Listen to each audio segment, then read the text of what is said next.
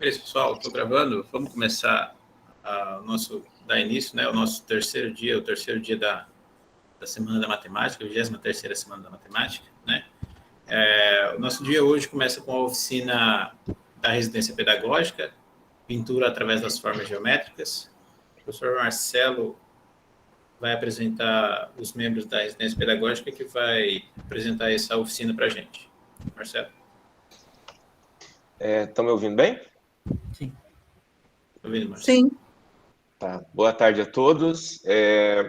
Meu nome é Marcelo, né? Sou coordenador do Residência Pedagógica no curso de Matemática e também coordenador do curso.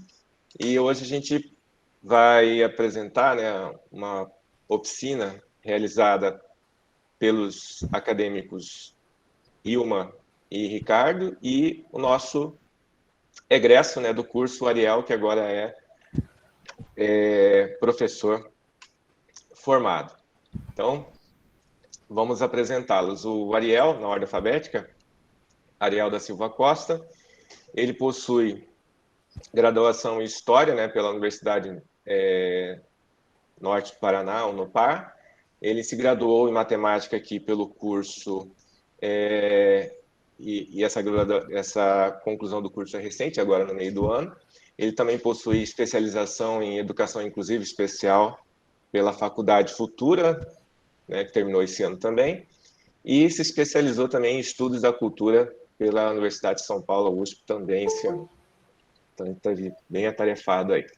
Ele tem uma experiência ligada à área de educação, né, ele trabalhou como professor educador aí do Programa Federal Mais Educação e alfabetizador do Programa Mais Alfabetização, em escolas de tempo integral do município de Corumbá, no período aí de 2016 a 2020. Ele atualmente é servidor público do município de Ladário, aqui o nosso município vizinho, irmão, Ladário, e está lotado na Secretaria de Assistência Social. Então, é um egresso do nosso curso. A acadêmica Ilma Daniele Gonçalves Pereira de Carvalho também é aluna do curso, né? Ela é ladarense, nossa cidade vizinha, como o caso do Ariel, que trabalha lá. Ela estudou ensino fundamental na escola Otacílio Faustino da Silva e o ensino médio na escola estadual na Tércia Pompeu dos Santos, também aqui em Corumbá. Ela é acadêmica do curso de Matemática, ingressou em 2017 e está prestes a se formar recentemente, logo logo. E o nosso acadêmico Ricardo do Nascimento Moreno, ele é de Campo Grande, capital do Mato Grosso do Sul, veio para Corumbá em 2011, é formado em técnico em administração em 2014 pelo IFMS e é aluno também formando do nosso curso, né? Entrou em 2018, também está prestes a se formar como acadêmica Ilma. Então, esses acadêmicos, esse projeto ele envolve a maior parte aí do residência pedagógica, mas também de atividades que envolveram o projeto de extensão Oficinas de Matemática, onde a gente trabalha com algumas escolas da rede municipal e estadual da cidade de Corumbá. Tá? Então, mãos à obra, pessoal. Tenho a honra de agradecer a participação dos três. Ok.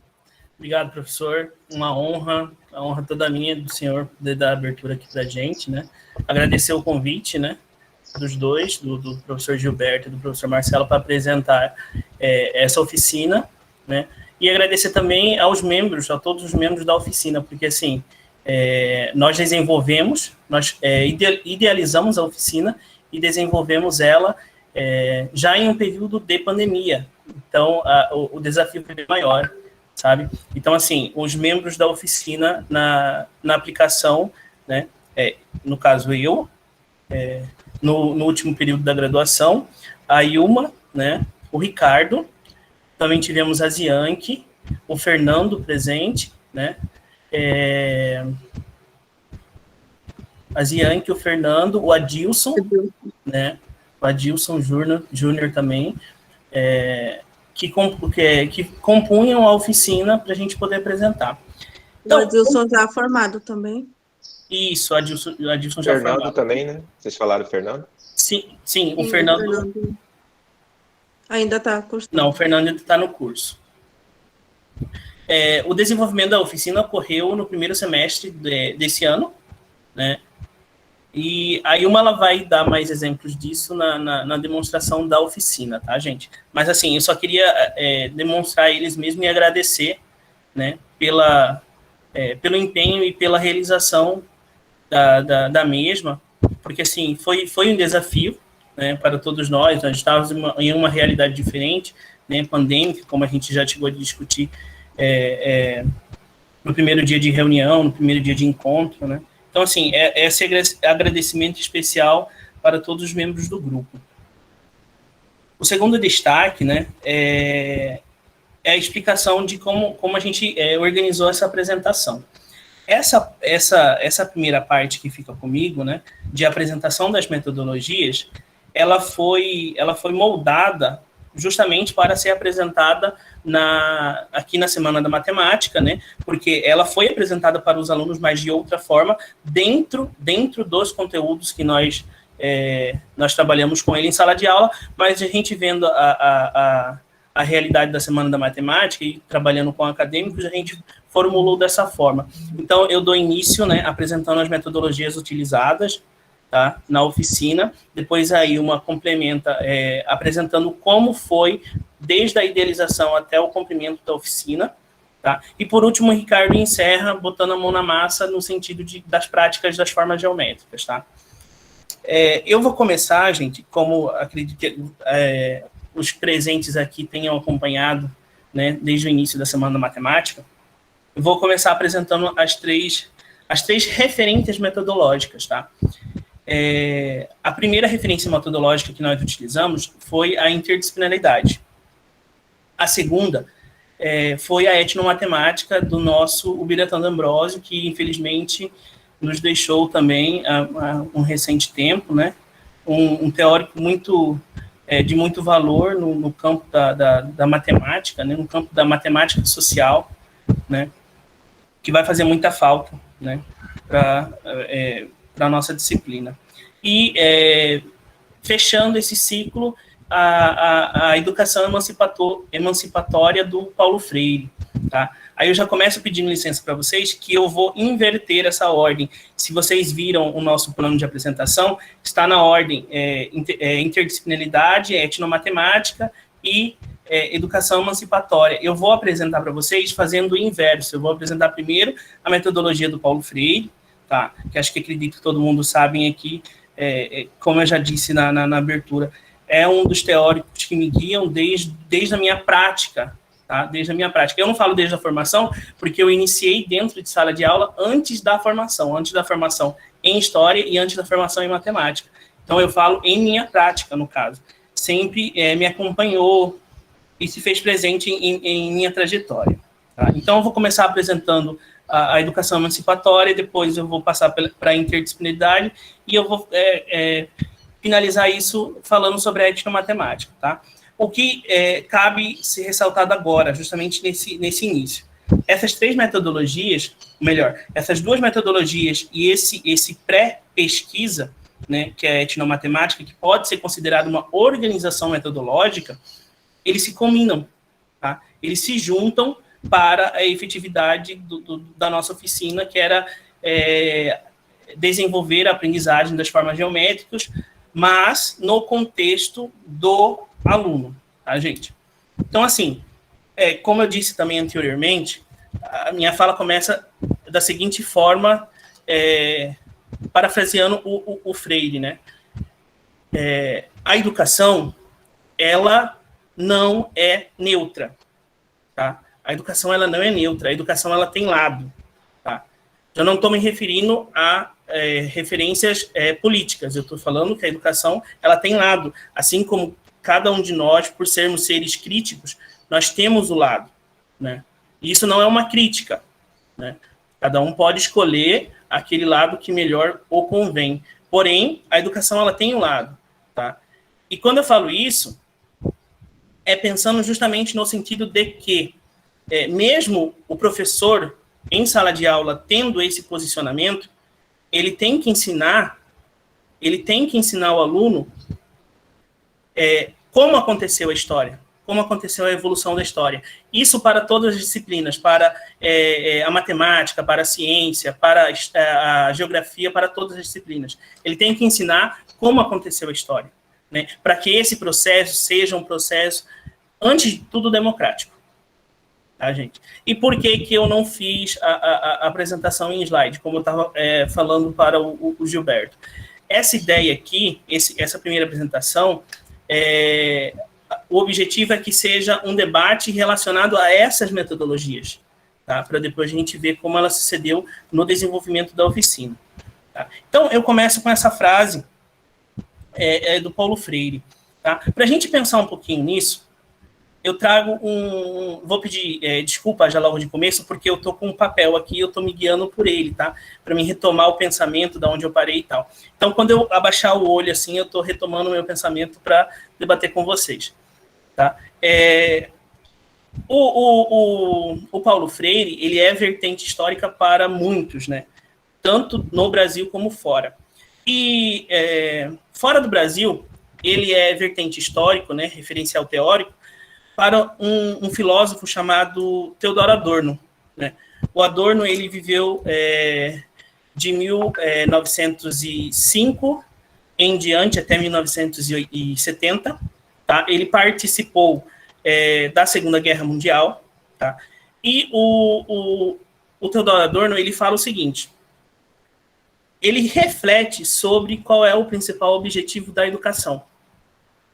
Então, assim, é uma discussão pertinente à nossa realidade. Qual é o objetivo da educação? O Adorno coloca o seguinte: o principal objetivo da educação é desbarbarizar a educação.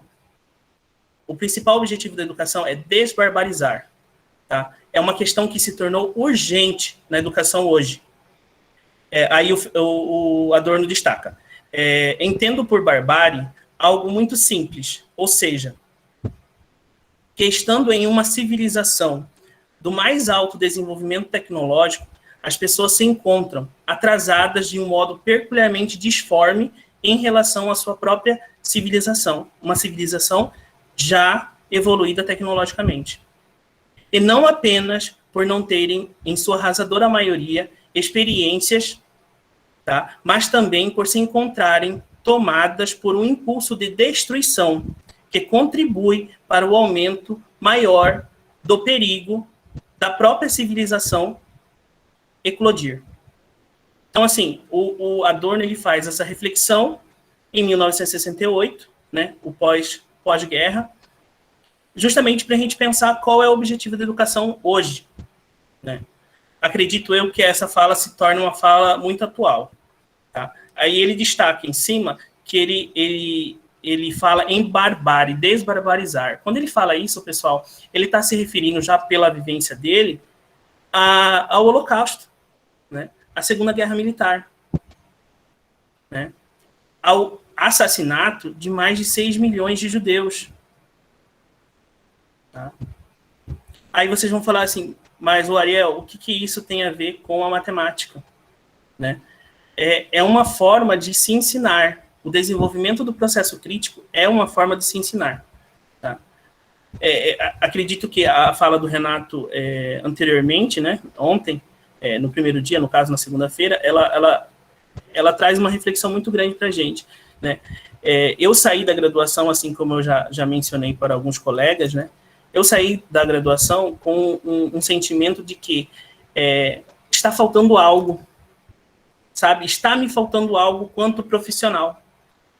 Tanto na parte teórica, prática da matemática, como na parte crítica, né?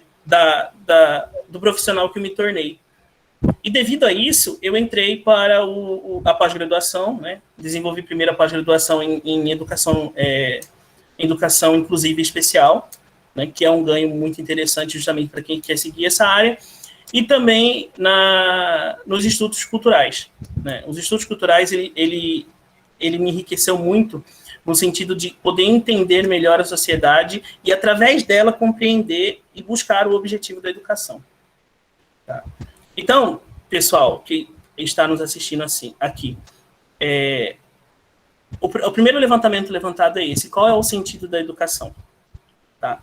E eu espero que a gente saia daqui hoje, dessa oficina, como o Freire colocava, como seres educadores, né, multiplicadores, né, que a gente multiplica o nosso processo de formação, que a gente vê no nosso objeto de estudo, que é o educando, o desenvolvimento para a sua vida, sabe, que o próprio Freire coloca, que o próprio Freire destaca.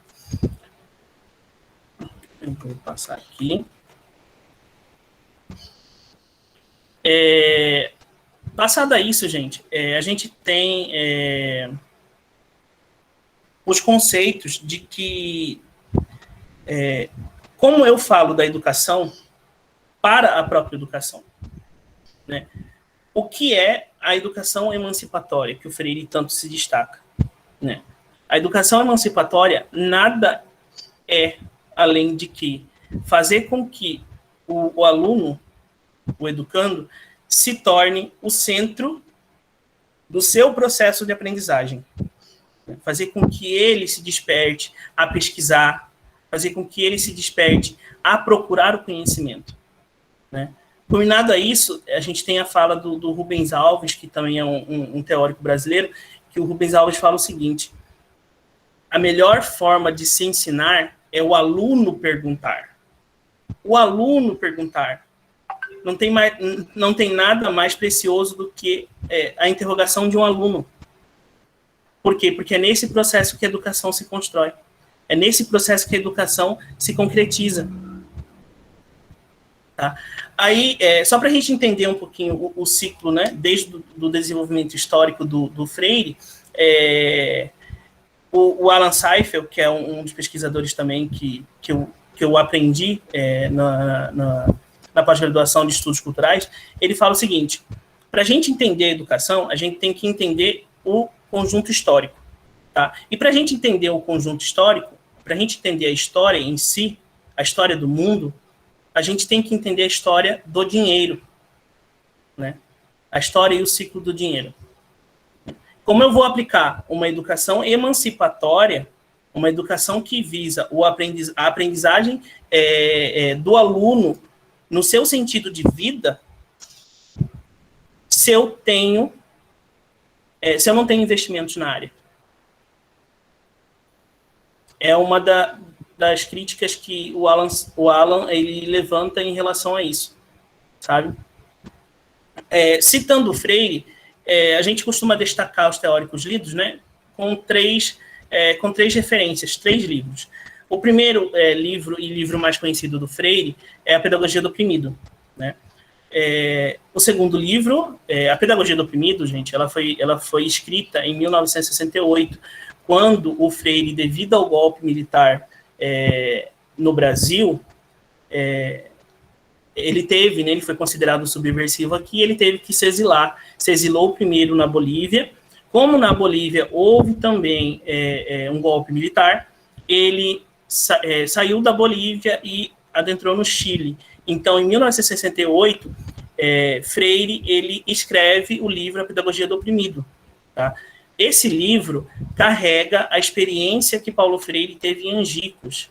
Qual a experiência que foi essa? Freire em Angicos. Angicos é uma cidade do interior do Rio Grande do Norte, onde ele educa, ele ensina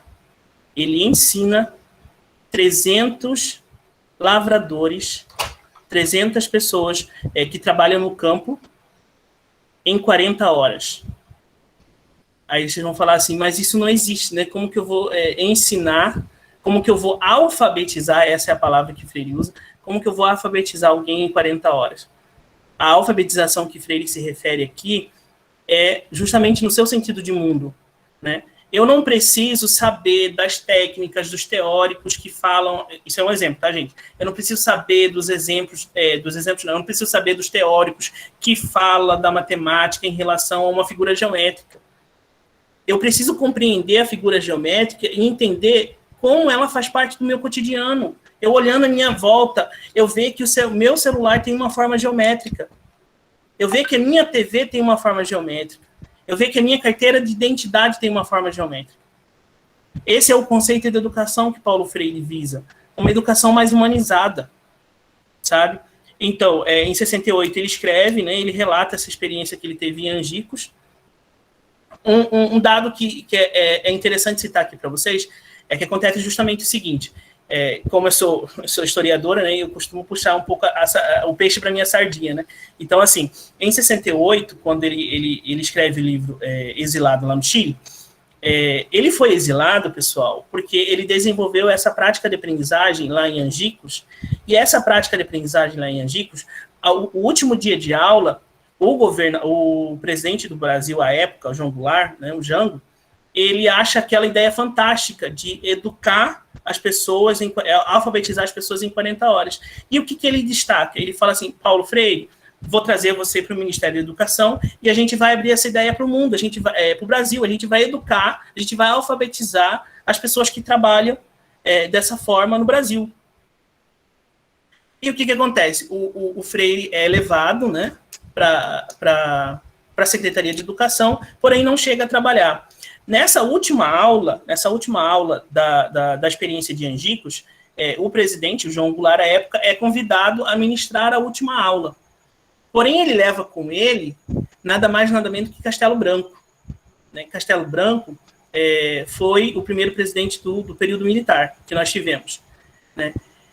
E o Castelo Branco observou toda a apresentação do João Goulart e também observou toda a fala do Paulo Freire.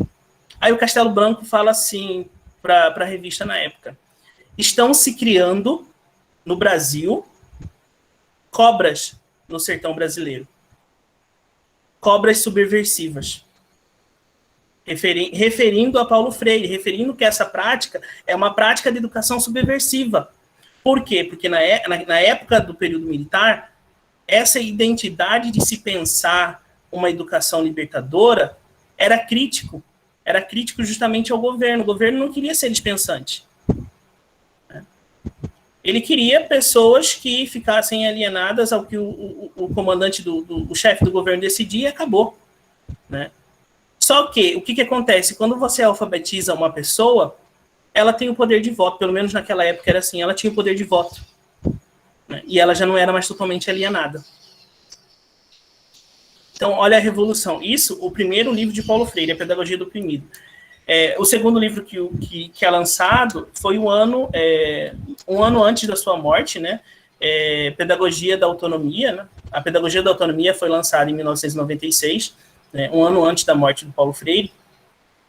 E eu indico, pessoal, para quem for acadêmico, no caso que está aí ainda, que está vendo as práticas educacionais, quem for iniciar uma leitura de Paulo Freire, começa por esse livro primeiro, começa pela Pedagogia da Autonomia. Por quê? Porque a Pedagogia da Autonomia, ele é um resumo de toda a obra de Paulo Freire. Quando você pega a Pedagogia do Oprimido, que é o primeiro livro desse teórico, você vai ver que ali está cheio de conceitos muito pesados, que você tem que entender o conceito, ou seja, você tem que utilizar de outro livro para você entender aquele conceito, para você poder entender o que aquele livro quer transmitir de mensagem. Então, assim, o primeiro livro de indicação é a Pedagogia da Autonomia. Né? Vai ensinar a autonomia, justamente isso, desenvolver a autonomia no eixo central do meu processo de ensino-aprendizagem, que é o educando. Tá? E o terceiro livro do Freire, né, é Educação como Prática Libertadora, que ele também escreve, já exilado, em 1967.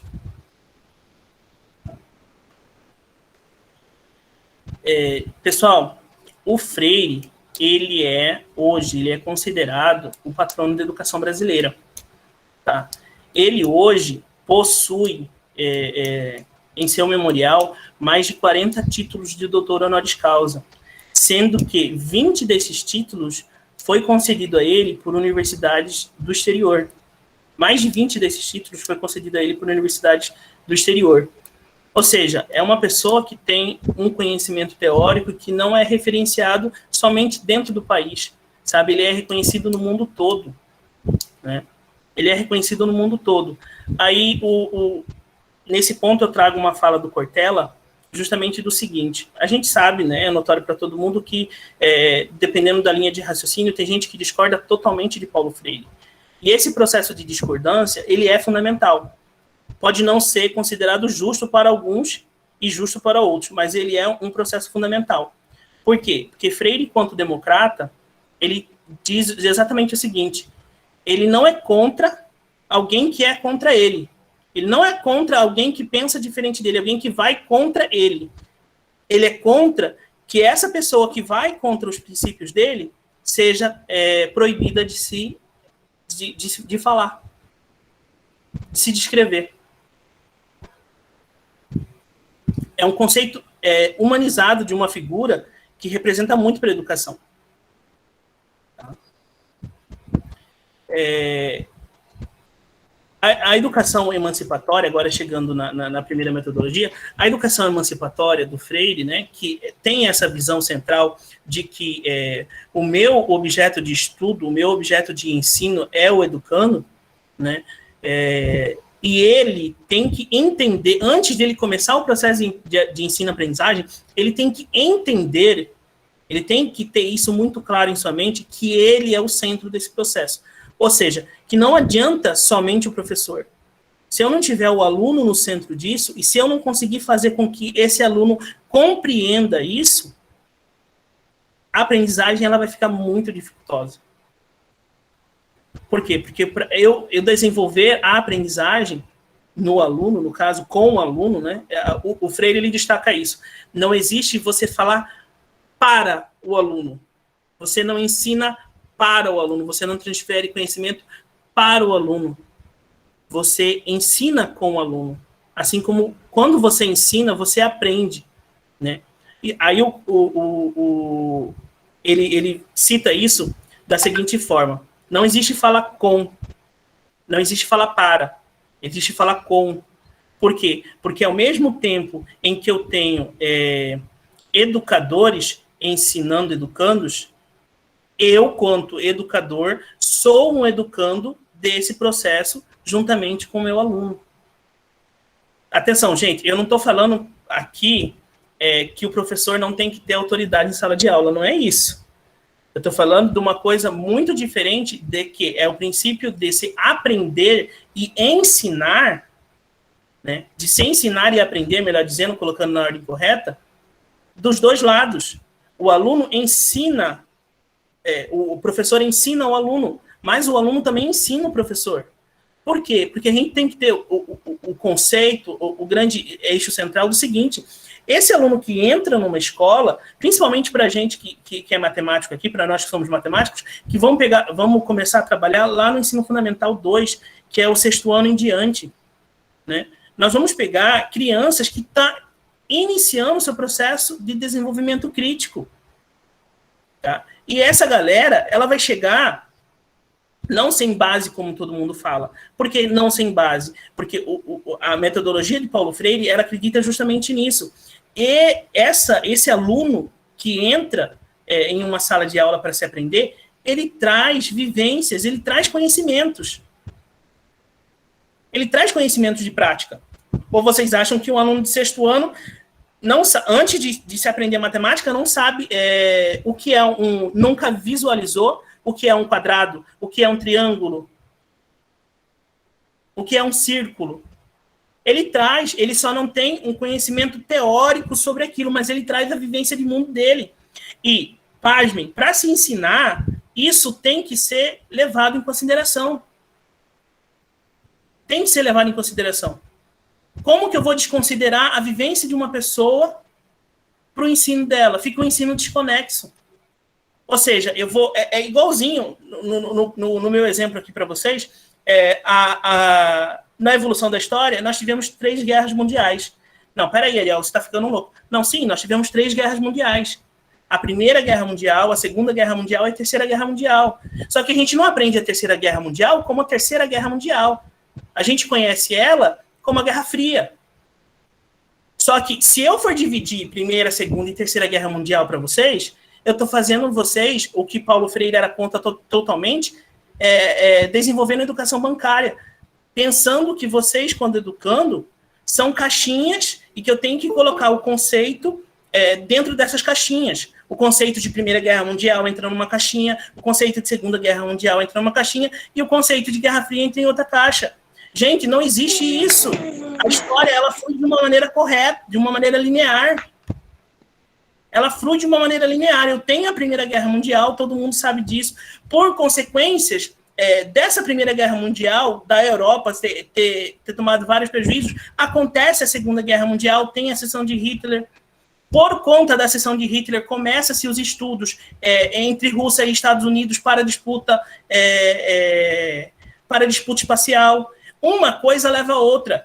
E se eu não respeitar esse entendimento do que meu aluno traz conhecimento antes de adentrar uma instituição, eu estou pensando, estou iniciando o meu processo de aprendizagem totalmente errado. Porque eu estou pensando que esse aluno ele vai sofrer uma educação bancária que vocês estão aqui só para escutar e que vocês têm um cérebro que são uma caixinha. E cada caixinha dessa é separado. Isso não existe.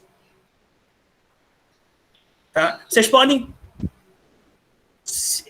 pode falar, Bril. Então, já que você está falando aí, boa tarde a todos, boa tarde. Isso é que você está falando, é para se falar ou é só para ouvir? Isso que eu também quero, porque, na verdade, muita coisa, você sabe que eu tenho opinião contrária à sua, totalmente, certo? Você sabe muito bem disso.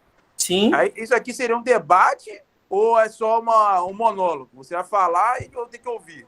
Não, aí... Uma questão de debate aí, porque, querendo ou não, isso é um assunto muito extenso, sabe muito bem disso. E eu e você ficamos 3 anos juntos e não conseguimos chegar na dor comum no final. Sim, então, olha só, como a gente estava conversando, né? Cada um tem um tempo. Eu abri isso aqui justamente para se ter a ideia de se perguntar, né? Mas a gente também não pode fugir do tempo. Então, se você quer fazer sua colocação, pode fazer sua colocação, né? Só a gente tem que lembrar do tempo, tá? Não vou me estender muito, não. Na questão mesmo que você próprio falou no começo ali, na questão do professor ter um lado, certo? Vamos pelo mundo utópico, né? Porque se o professor tem um lado numa instituição, ele é demitido, certo? Se dependendo do coisa, vai ter sanções. Então, falar que o professor tem que ter um lado, eu acho que é meio complicado, certo? A mesma Constituição que fala que nós somos pessoas que, temos a nossa opinião, nós militares, eu militar, não posso opinar minha opinião hoje, certo? Que eu sou vetado. Certo? Minha parte como pessoa não tem passando para militar. Então, essa parte aí já, não, pode exprimir minha opinião, é complicado, no meu ponto de vista, correto? Do que você falou, certo? E essa parte também da questão de Paulo Freire, reconhecido no mundo todo. Eu particularmente discordo, porque aonde que deu certo o teorema de Paulo Freire? Eu não vejo, certo? A educação do país sempre foi uma educação, infelizmente, ruim, certo? Infelizmente, o Brasil, certo? O brasileiro sempre quer o seu jeitinho. Não quer a educação melhor, a educação melhor não. Ele quer a mais fácil, certo? Então, assim, são coisas que, eu particularmente, entendeu? For abrir um debate, é um debate muito amplo, como você muito bem sabe, certo? Então, assim, são tópicos que, particularmente eu, certo? Eu não coloco assim, certo? Mas respeito a sua posição, respeito a posição de todos. Mas hoje, você muito bem sabe, um professor tem um lado dentro de uma instituição, dependendo da instituição, ele é demitido. Hoje é difícil ter um lado. Hoje as pessoas ficam cintilantes às suas redes sociais, porque você não tem mais vida social, certo? O que você fala na sociedade vai refletir no seu trabalho, certo? Hoje, infelizmente, é assim, pô. Hoje a gente tem uma patrulha que, dependendo do que você for falar, você vai influenciar no seu trabalho. Então, às vezes, é melhor você não exprimir a sua opinião, certo? Porque as pessoas não vão aceitar. Então, assim, é complicado hoje. É complicado. Muito complicado. Pelo menos é uma opinião minha. Ok? Tá ok. Olha só, antes do Evalício falar, deixa eu só pontuar o seguinte. É interessante a sua colocação, tá? Discorda em parte, concorda em parte, assim como a gente no nosso debate acadêmico foi, no sentido de que a primeira colocação sua, né? Do sentido de neutralidade, de não existir neutralidade. Quando eu falo nesse sentido de não existir naturalidade, é da educação, tá? Como eu falei para você, cada um tem a sua mentalidade, cada um tem o seu processo de criticidade. Isso é válido e tem que ser respeitado por cada um. Estamos em uma democracia, isso tem que ser respeitado. Quando eu inicio a fala, eu coloco justamente... Não, rapidinho, só rapidinho. Me explica, então, como é que seria esse lado que você fala, porque então eu não entendi. Exemplo. O que seria lado, por exemplo, vamos lá, lado de esquerda e lado direito na educação? Eu acho que a educação só tem um lado. É uma coisa só. Então me explica melhor isso que eu não entendi. Sim, olha só. Eu, quanto historiador, né, eu tenho um lado. Eu entendo o processo de construção da sociedade histórica de uma forma. Eu, Ariel, entendo de uma forma. É o meu pensamento. Eu estou falando que isso é correto, que isso é o certo? Não. Eu estou falando que esse é o meu modelo de interpretar a história.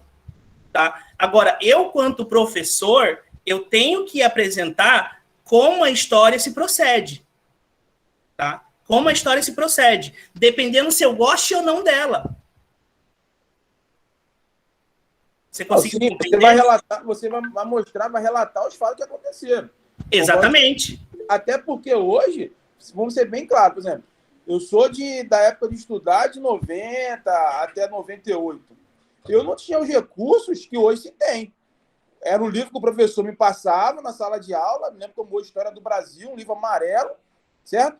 Que eu tinha que ler, decorar na maioria das vezes, e ponto final, pô. E ali era o fato que o livro me mostrava, pô. Hoje em dia, você vê uma palavra, vê uma coisa que passa, você vai ler, pô, você vai pesquisar, pô. Entendeu? Hoje em dia, a gama de recurso, certo? É muito ampla. Olha só, desculpa te interromper. Desculpa te interromper. É justamente isso. É justamente isso. Freire fala justamente isso. O processo de civilização que nós temos, com a tecnologia que nós temos, ele coloca esse processo em vigor. Nós temos que aprender a ensinar o aluno a ser um aluno que procure, um aluno que tenha um senso crítico, que procure. Por quê? Porque conhecimento está aí, a internet está aí para isso. Nós, como educadores, temos que fazer exatamente isso, desenvolver esse senso de pesquisa ao aluno, que é o que falta hoje, principalmente na educação superior. Você acredita que hoje os alunos pesquisam ou querem o bolo pronto? Então, esse eixo aí, Abreu, esse eixo aí é um eixo muito grande que ele precisa ser entendido no contexto mais geral. Né? Aqui eu me dispus a falar sobre o processo de educação da nossa oficina. Né? Eu não discordo de você nesse princípio. Aqui é o processo de educação da nossa oficina. Mas esse contexto que você está botando, do jeitinho brasileiro, da cultura brasileira, é sim uma discussão muito mais ampla que a gente não vai ter tempo de debater aqui. Eu estou falando por isso que eu vou dar um exemplo rápido. Eu dei estágio no Castro Brasil. Pô, peguei um aluno lá do terceiro ano que sabia nem fazer a multiplicação direito. Aí, acompanhando, daqui a pouco esse aluno já está na Universidade Federal de Mato Grosso do Sul, pô. Certo? E aí? E ficou dormindo no terceiro ano todo, lá, que eu vi. E você conseguiu entender? Você conseguiu entender? Você conseguiu entender aí que é o objetivo da educação de Paulo Freire? Por que esse aluno está dormindo em sala de aula? Ou por que eu não consigo despertar essa vontade de pesquisa na educação desse aluno? E ele passou, né? Então, aí tá pegando alguma coisa aí. Então, por isso que eu tô falando para você, essa discussão é uma discussão muito mais ampla. Por quê? Porque ela envolve o sistema como um todo. Eu tô falando de uma metodologia. Essa discussão nossa é um sistema como um todo. É uma coisa muito mais ampla. Tá? Ela precisa de mais tempo para ser debatido. Deixa eu dar a palavra para o Durvalício aqui rapidinho para poder continuar, porque eu já estou extrapolando o meu tempo aqui. Bem, eu vejo assim, Freire, ele apresenta muito questionamento, principalmente porque ele mexe com o pensar nosso, né? Ele questiona a gente, ou na época dele, quando ele foi fazer o trabalho dele, ele já apresentou um questionamento, porque os professores falavam que adulto não conseguia aprender. A cartilha tinha que ser pronta. E ele vem de contramão, ele apresenta que um adulto ele pode aprender a escrever, e também aí a gente tem que ver que existe uma distância até que apresentar o termo alfabético funcional, né? Que a gente tem hoje, mas na época dele não tinha isso.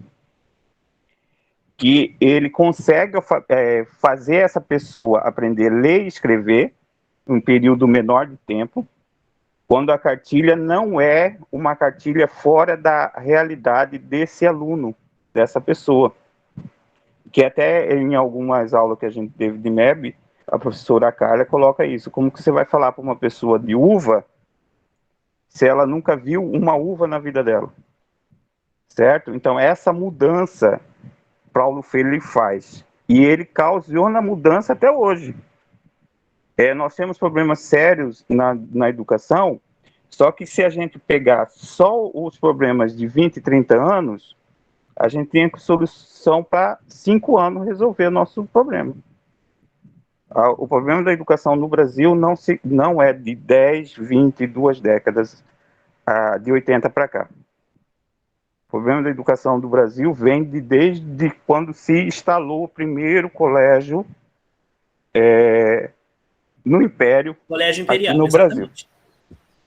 Que foi que a nossa... E aí vem um questionamento dele, que ele fala assim, que a educação tem seu lado, que a educação ela pode ser utilizada tanto o extremismo da direita quanto o extremismo da esquerda. E esse lado que a gente tem que questionar. O que você quer ser? Você quer ser um professor que dá liberdade para esse aluno ter o seu senso crítico? Ou você quer doutrinar ele para ele pensar como a direita quer ou como a esquerda quer? Ou você quer que esse aluno, pelo senso crítico dele, ele consiga transpor esses dois lados e ter uma visão própria?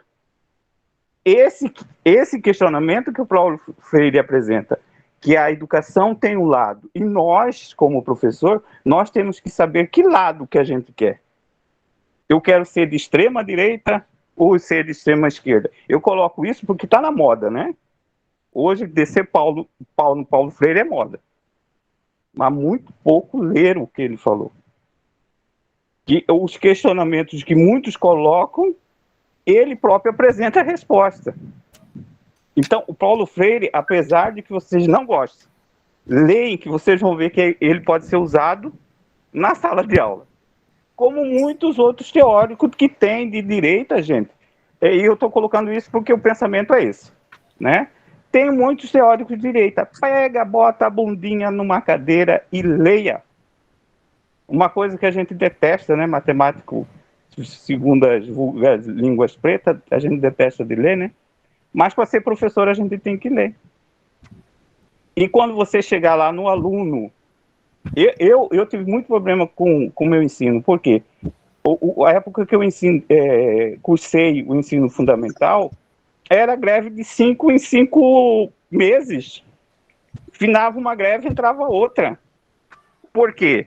A gente estava lá depois da entrega do governo militar, os estados todos falidos, o povo com a inflação lá no teto e os professores andando descalço. Essa era a realidade.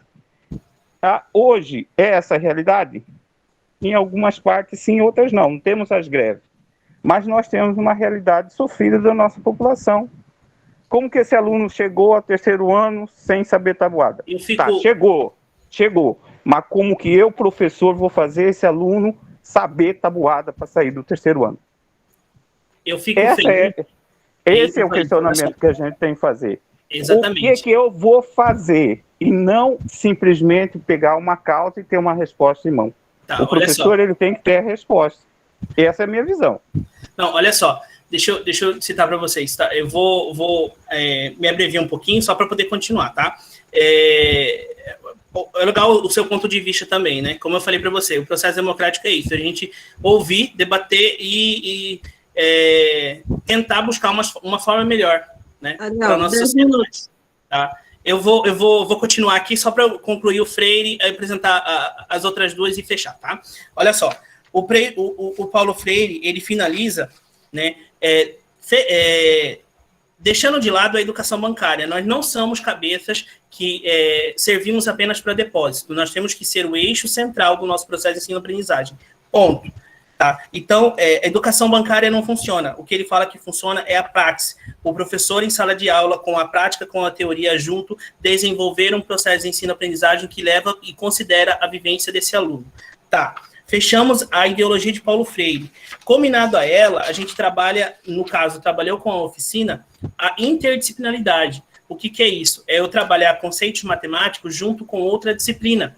Tá? Aí, no nosso caso, nós destacamos primeiro a matemática e a educação artística, só que dentro delas eu tive que apresentar o processo histórico do desenvolvimento das figuras geométricas, como ela surgiu, como ela ocorreu, tá? Então, assim, nós trabalhamos a oficina de matemática com essa visão de uma educação emancipatória, no sentido de que o aluno compreenda as figuras geométricas na sua vivência, como prática em geral, dentro dessa visão de Paulo Freire, com a interdisciplinaridade de três principais disciplinas: a história, a educação artística e a matemática, que a gente finalizou o processo. Tá? E combinado a isso, só para trazer um pouco de fundamentação teórica, nós trouxemos a ideia do Biratan D'Ambrosio, né, que é a etnomatemática. Só um conceito para poder destacar essa ideologia de etnomatemática é o seguinte: o Freire, depois que sai do Chile, ele vai para a Suíça, é convidado para lecionar em Harvard e em Cambridge, né, nas universidades. Depois que ele termina de lecionar por um período de tempo, ele vai com seu estudo de pesquisa lá na África, tá? Justamente onde anos depois, o Biratan D'Ambrosio se dispõe a ir para entender a matemática naquele local. Então, ele vai lá e o Biratan D'Ambrosio ele entende a matemática como língua universal. Ah, mas é só isso? Não. É a matemática como língua universal de se entender o processo em cada sociedade. Por exemplo, na sociedade brasileira, a educação matemática ela se desenvolveu muito tardiamente. Por que eu digo isso? Porque nós importamos metodologias de ensino que a gente já sabia que era falho lá em outros países testados, né? E a África? A África, ela desenvolveu, naquela época, tá, gente? Não estou falando agora, naquela época, ela desenvolveu a ideia de educação matemática no princípio do Biratan D'Ambrosio, de raciocinar a matemática como compreensão de mundo. Isso porque o Biratan D'Ambrosio tinha também o Paulo Freire como um dos seus referenciais teóricos. Eu não preciso ter o conceito concreto de fórmulas, a necessidade das fórmulas geométricas. Isso é importante para quem segue carreira, para o professor, para quem está em processo de faculdade. Agora, quem tem que aprender para a sua realidade, dependendo ela seja qual for, é necessário que entenda o que é uma figura, antes de se entender o cálculo dessa figura, sabe? Então, é uma visão de mundo que, assim, culmina com a visão de Paulo Freire, tá? Então, dessa forma, a gente desenvolveu a oficina, junto nessas três metodologias. Pessoal, como o tempo é curto e eu já estourei aqui, peço desculpa para mim, porque eu já estourei meu tempo, o que eu queria deixar para vocês é o seguinte: a discussão foi curta, mas foi boa e necessária, e é necessário isso, principalmente no campo onde nós estamos, que é dentro de uma faculdade. A faculdade ela tem que desenvolver esse senso crítico, né? É um processo que começa lá no 6º ano, no ensino fundamental 2, perpassa o ensino médio e tem que ser conceitualizado no nosso ensino superior, tá? No nosso ensino superior como um todo também. Como eu disse para vocês, eu trago muitas dúvidas, né, muitos anseios da graduação, mas isso eu tive que buscar na pós-graduação e pretendo também o mestrado. Tá? E o que eu fico mais feliz é que saber que esse processo de um curto período de tempo, quase 50 minutos, rendeu essas discussões que vocês têm que levar para dentro de sala de aula, cada um com a sua opinião, justamente porque a educação não é neutra, mas cada um respeitando o conceito da opinião do outro. Tá? Então, assim, entrego a fala agora para a Ilma, agradecendo todos, e espero que esse desenvolvimento e esses debates se tornam diários, pelo menos para o nosso curso, que necessita disso. Tá? Obrigado, Ilma, está com você. Tá ok, eu vou colocar agora aqui para vocês compartilhar a tela. Vou compartilhar a tela aqui.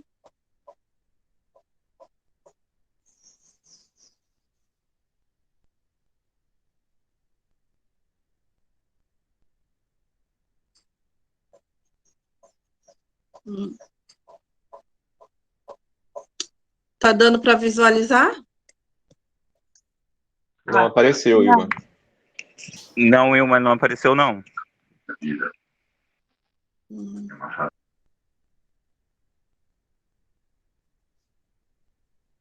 Apareceu alguma coisa?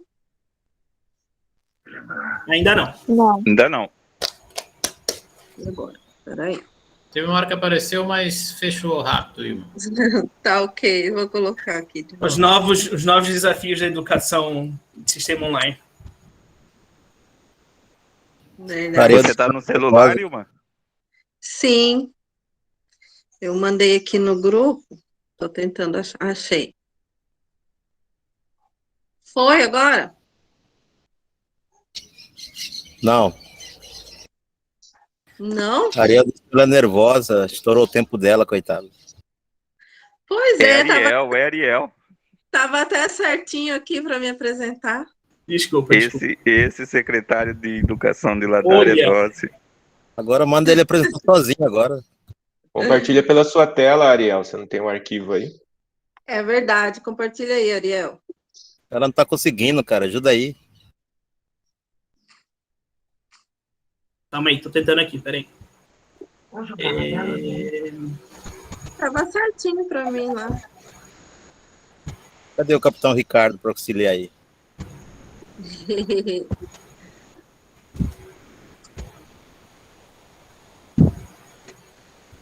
Conseguiu, Ariel? Tô só procurando a pasta do documento, tá? Deixa eu só achar aqui, eu já compartilho a tela. Aquela hora deu certo, Ilma, só que sumiu.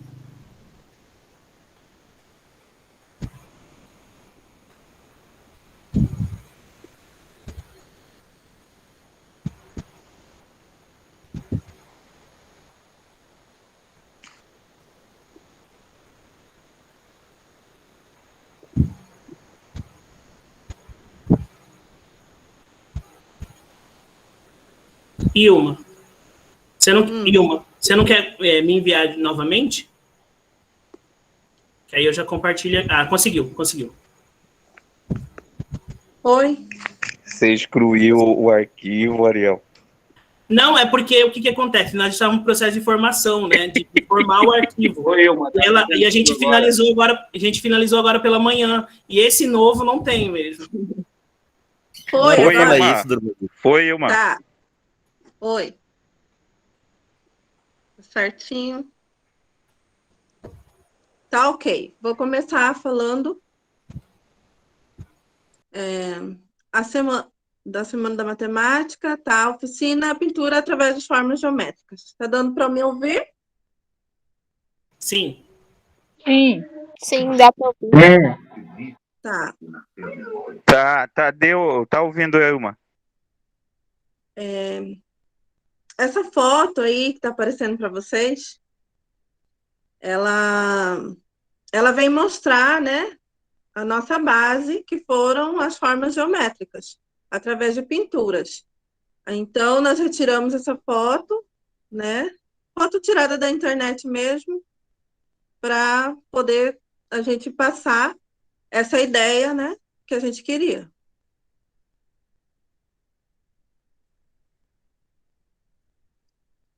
Essa próxima foto foi do dia que a gente tirou para foi o Ricardo até que montou essa parte da temática mesmo, né, nossa, para divulgação da nossa oficina. Aqui eu vou contar um pouco do projeto em si, tá? Ele surgiu da vontade de ensinar formas geométricas em conjunto com a pintura. Primeiramente, né, o projeto ele foi idealizado até mesmo por mim. Eu havia conversado com o professor Marcelo, e o projeto foi um pouco ideia minha, que eu já tinha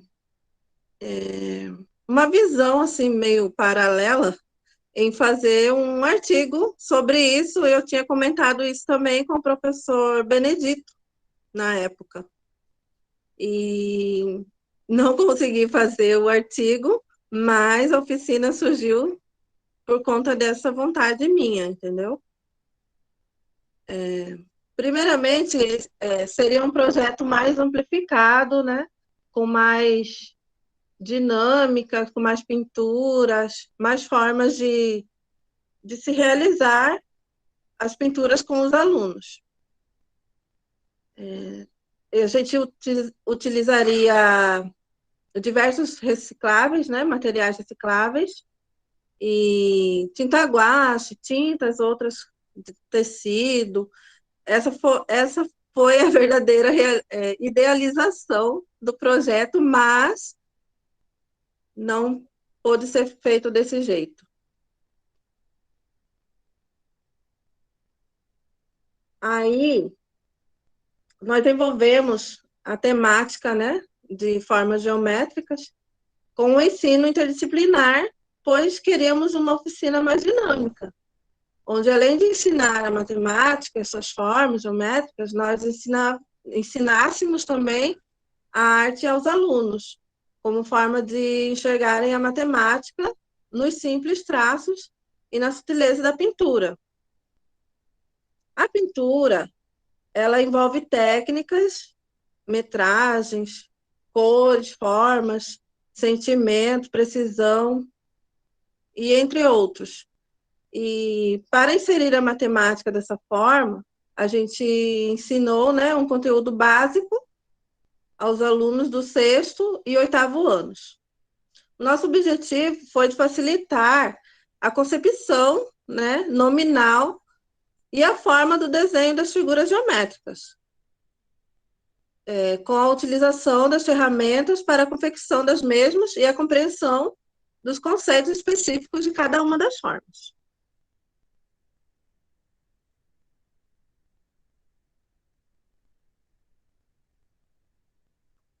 Considerando a situação da pandemia, né, do Covid-19, que nós vivenciamos há mais de um ano, né, como o Ariel já havia falado,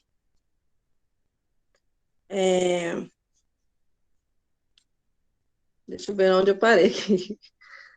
Nós visamos, né, a oficina em si, em forma de online, de aulas remotas. Vocês estão me ouvindo bem, né?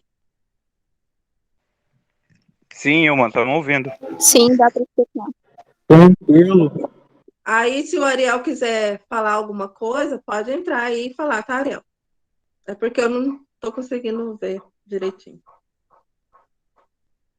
Ok. Então, as aulas foram gravadas, né? E foram disponibilizadas nos aplicativos, nos canais de comunicação. Foi uma situação totalmente atípica para todos os envolvidos, diretamente e indiretamente nesse processo, e que, infelizmente, afetou de forma inesperada a relação professor-aluno, né, e aluno-professor.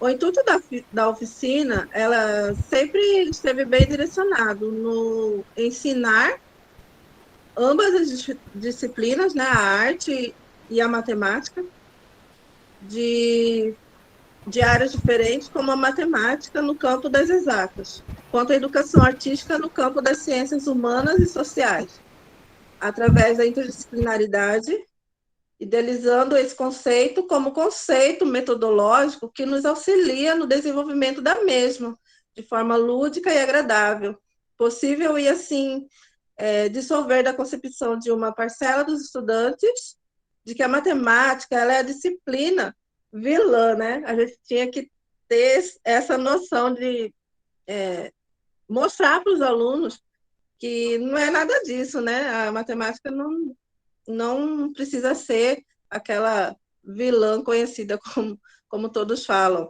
Ah, você estuda matemática, você é doido. Nós criamos aí, então, o formulário de inscrição, e nele estava contido várias informações pessoais, como o nome, né, dos alunos, o número do CPF, o endereço eletrônico, o número do celular, de cada um dos integrantes, e essas informações elas foram necessárias para a confecção dos certificados. Nós solicitamos também a divulgação, né, nas redes sociais dos acadêmicos, componentes dessa oficina. O pessoal aí divulgou, né? E é válido salientar que desenvolvemos a oficina cumprindo todos os objetivos elencados em sua concepção. Realizamos um total de 18 encontros, todos foram de forma remota, 12 com interação direta com os participantes, por meio de aplicativos, plataformas, né, digitais. Nossas aulas foram pelo Google Meet, né? Utilizamos também para conversar com os alunos, né, um grupo no WhatsApp e um canal no YouTube, para a gente postar todas as aulas. Cada acadêmico ficou responsável por 2 aulas online e uma aula gravada. E elas foram disponibilizadas nesse canal que a gente construiu. O estudo e a confecção dos planos de aulas, sempre buscamos, né, as melhores metodologias e os recursos para que o trabalho ele se tornasse atrativo para os nossos participantes. Foi realizado atividades referentes às temáticas trabalhadas e a realização de um concurso, né, de pintura, aí que a gente fez um desenho com as crianças.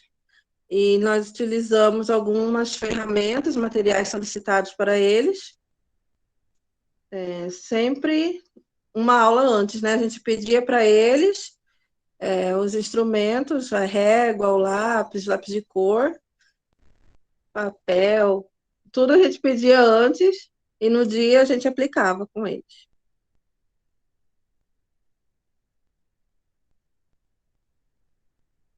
Essa foi a nossa logo, né, da oficina Pinturas Geométricas.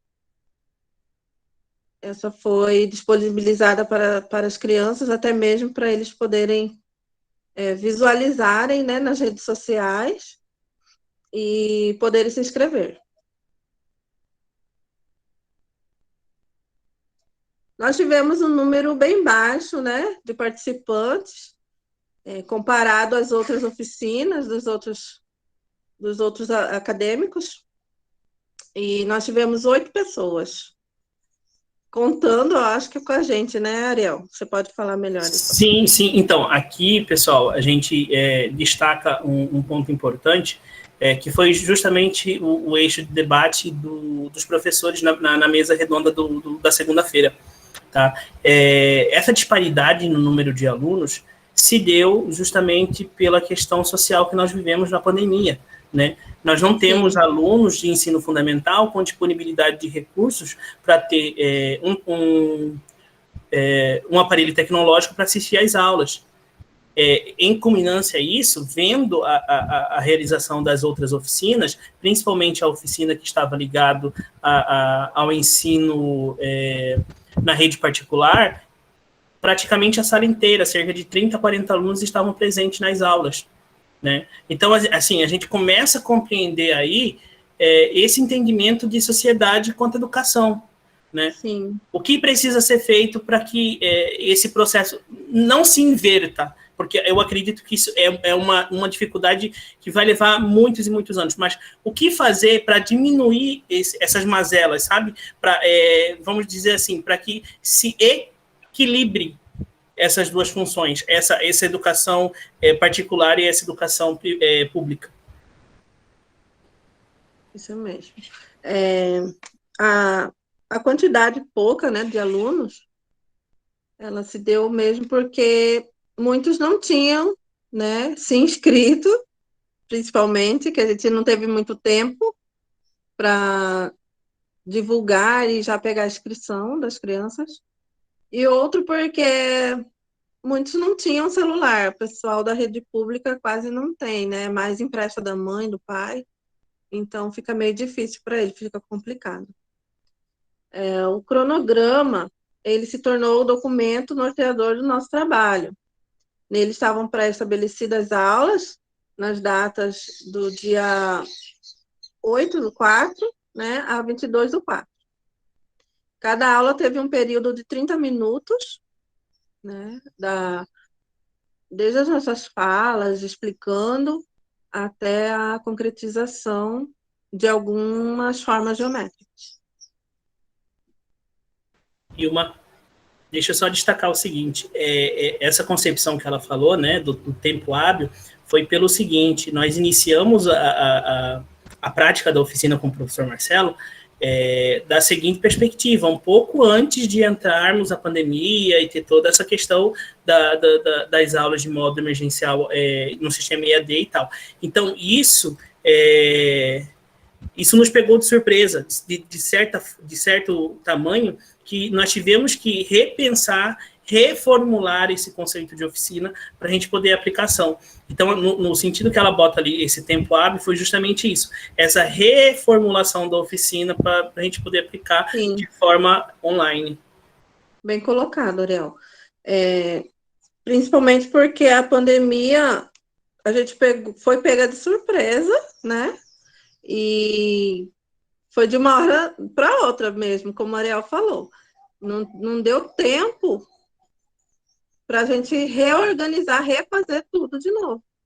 Porque a gente já tinha feito uma coisa, a gente teve que fazer, até mesmo vocês poderem ver depois, vai ficar gravado, né? Ali na foto anterior que eu mostrei, sobre a oficina, estava escrito Escola Dom Bosco. E nós não participamos na Escola Dom Bosco por causa disso, por conta disso, que não deu tempo. E a direção também não pôde, né, ser feito dentro da escola, no espaço da escola. Essa foto aqui, que vocês estão visualizando, ela foi tirada pela mãe do aluno, dos aluninhos lá que se inscreveram, e ela mostrou onde eles estavam assistindo a aula nossa, no quintal da casa, né, onde pegava melhor a internet. E essa de blusinha rosa é até a irmãzinha deles. Hoje ela tem 4 anos, e ela também quis participar junto com os irmãos.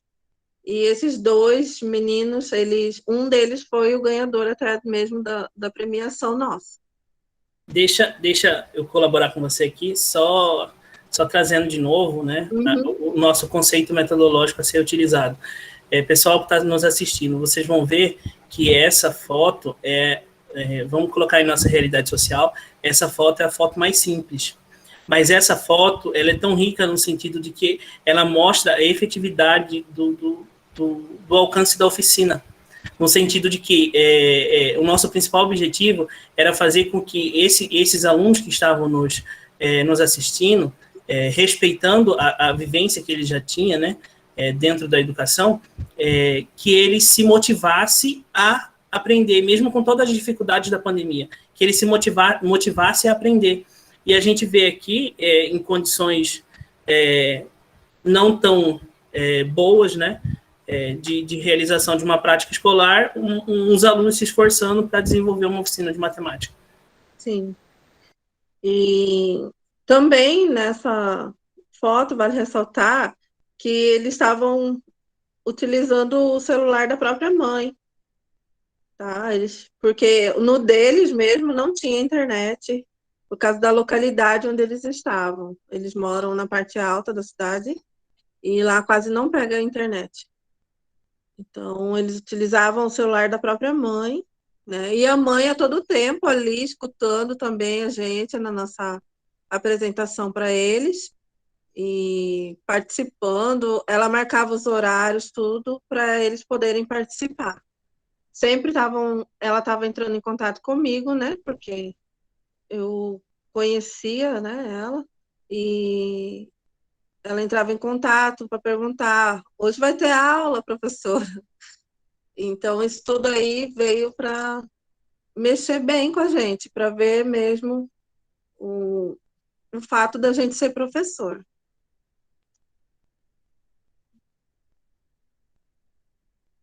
Contudo, vale ressaltar como conteúdos ministrados alguns tópicos, como a história e a evolução da arte, né, que o Ariel, essa parte foi dele.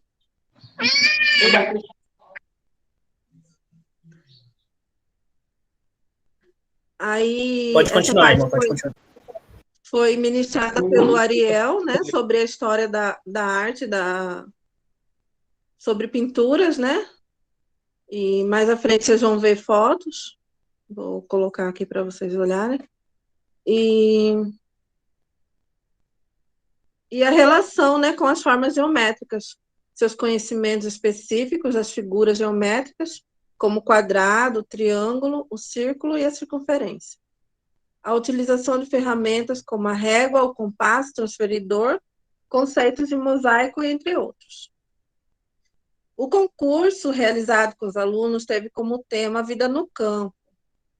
E nós obtivemos 3 desenhos, né? Um foi até feito pelo filho do Fernando, que também participou da nossa oficina, e 2 foram dos meninos, que são irmãos.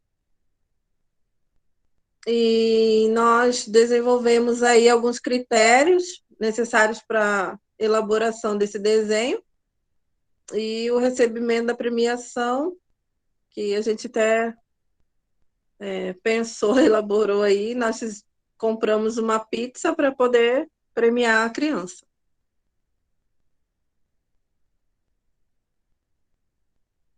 Vou passar aqui. Essa parte dessa foto aí, ela foi direcionada às aulas do professor Ariel, né? Ele falava sobre a pintura, né? Sobre a arte. Aí o Ariel pode falar um pouco dessa parte, Ariel. Então, como a gente visou no início, né? A partir do momento que a gente vai iniciar um conteúdo, seja ele matemático ou qualquer área, a gente precisa recapitular o seu contexto histórico, né? Então, eu trouxe o início da evolução dessas figuras geométricas e aonde elas estavam aplicadas no conceito de arte, né? Que era a educação artística. Aí nós desenvolvemos as aulas via o Google Meet, né?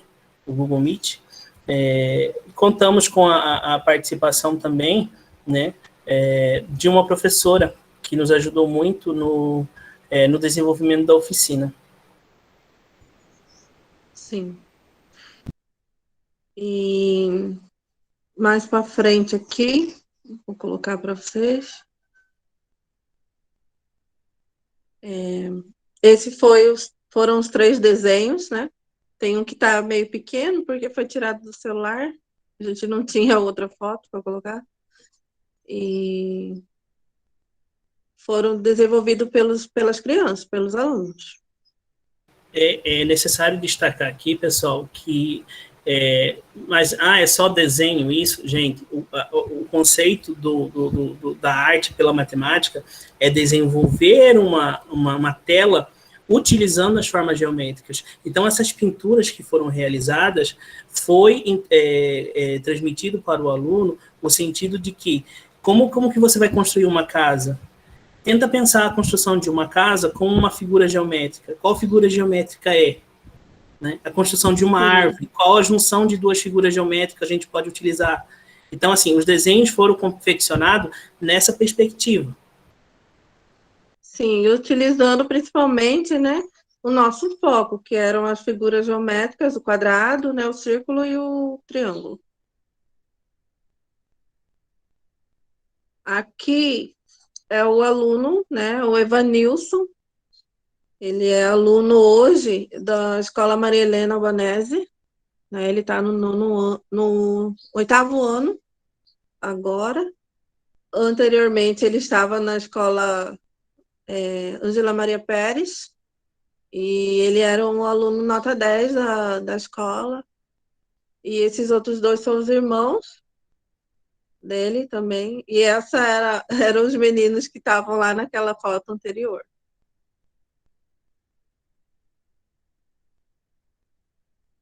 como eu já citei anteriormente, as formas utilizadas, né, para elaboração da nossa oficina, também ressaltando que a gente fez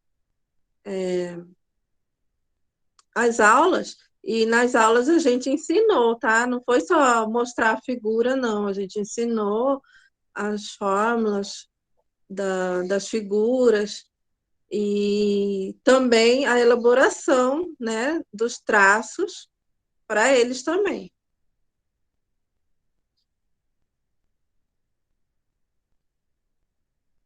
Como eu falei, né, foram essas formas onde nós focamos a nossa base, né, do ensino e aprendizagem para que essa oficina se concretizasse.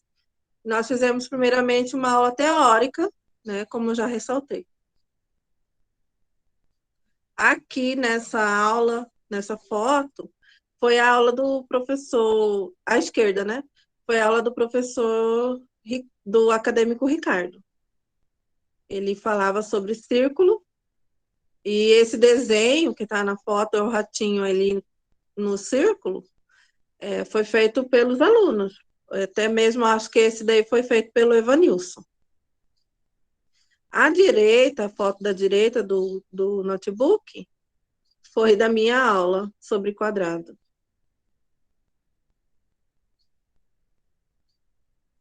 Aqui também essas duas fotos foram, né, da minha aula sobre quadrados. E aí a gente tentou, né, eles tentaram repassar para o papel o quadrado 3D. Tudo feito com régua e lápis. Aqui, essa foto é da oficina do Adilson, sobre triângulo, né? Aí ele fez aí a pintura, né, no quarto dele e mostrou para os alunos a forma, né, que ele teve de fazer, elaborar a aula dele, que foi de pintura na parede.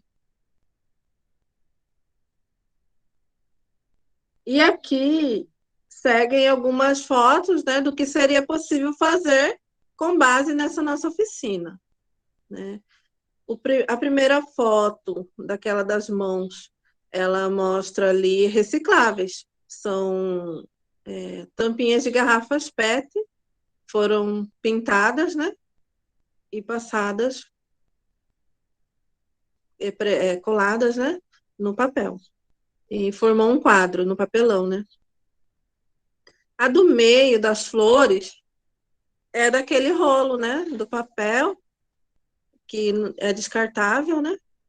Aí ele foi colocado na tinta para repassar para o papel. Isso tudo se encaixa na nossa oficina, né? Se encaixou também na nossa oficina.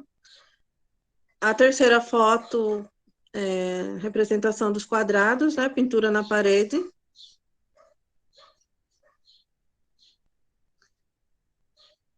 Aqui são técnicas também de colagem, né? Que também podem ser feitas. E eu achei interessante essas fotos. Aqui a disponibilidade, né, da oficina, das aulas. São os links que depois nós vamos passar para o professor e ele vai disponibilizar para vocês poderem estar entrando, né, no link para poder assistir às aulas, se alguém se interessar. E foi isso, gente, minha apresentação, tá? A oficina, pessoal, além dos links que irão ser disponibilizados para vocês, tá? A gente vai estar passando para o professor Gilberto, tanto os referenciais teóricos das metodologias utilizadas, como os outros referenciais que a gente utilizou para buscar as formas geométricas, né? Vai estar sendo passado para você, a gente vai estar deixando em contato com o professor Gilberto. Vale destacar que a oficina, né, a oficina de matemática, no caso, esse programa, né, que o professor Marcelo desenvolveu, que é a proposta da oficina de matemática, ela ela encerra-se com um relatório, né? Um relatório Sim. que contém todas as contribuições de cada membro do grupo da oficina. Então, como a gente disse no início, né, hoje para a apresentação aqui está eu, a Ilma e o Ricardo, porém contou com outros componentes do grupo, e assim, a gente quer estender o agradecimento a quem desenvolveu a oficina com a gente.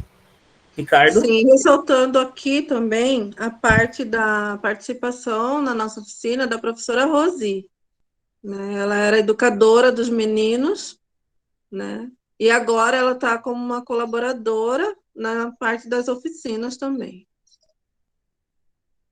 E foi gratificante a oficina, porque os alunos eram poucos, mas eram participativos, eles não deixaram de participar em nenhum momento.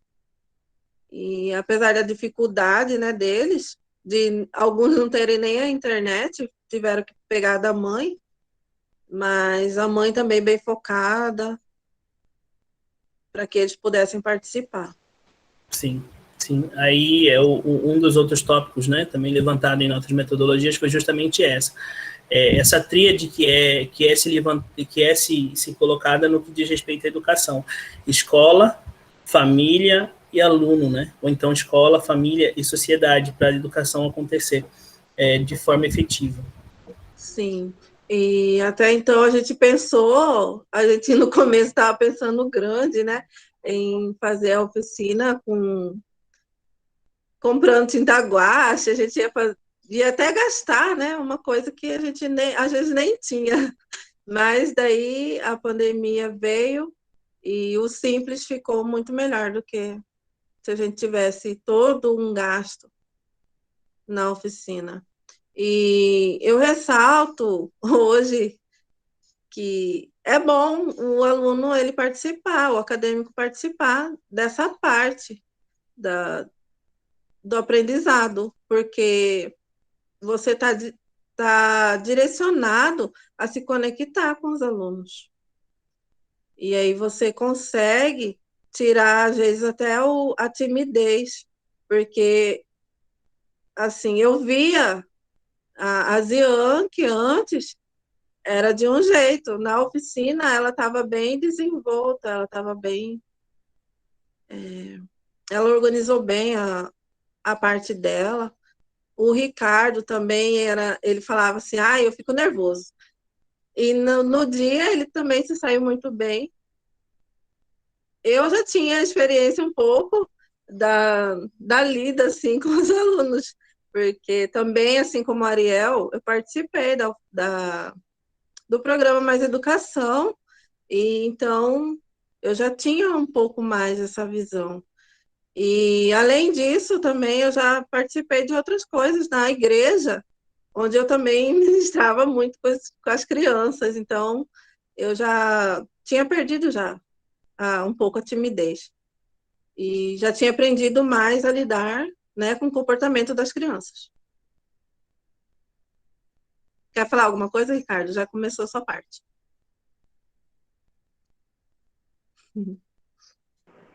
Estão me escutando bem? Tá Sim. tendo um barulho aqui. Peço desculpa os professores, os alunos, que pegou-me de surpresa hoje a coordenação daqui da prefeitura, e eu estou andando todos os postos de saúde. E graças a Deus está tudo bem, tudo certinho.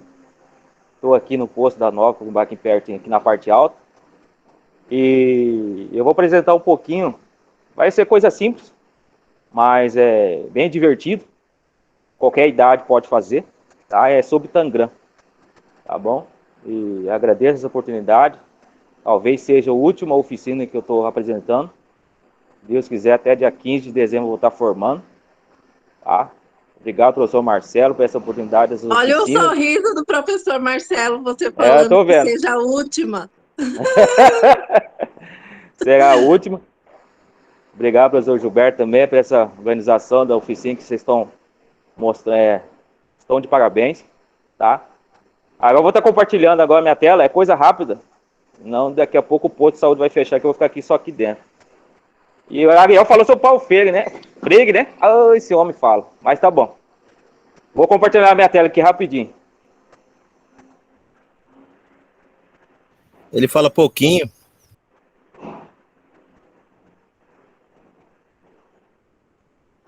Ariel só falou o necessário hoje. É só o necessário, exatamente, eu ia falar justamente isso, só falei o necessário.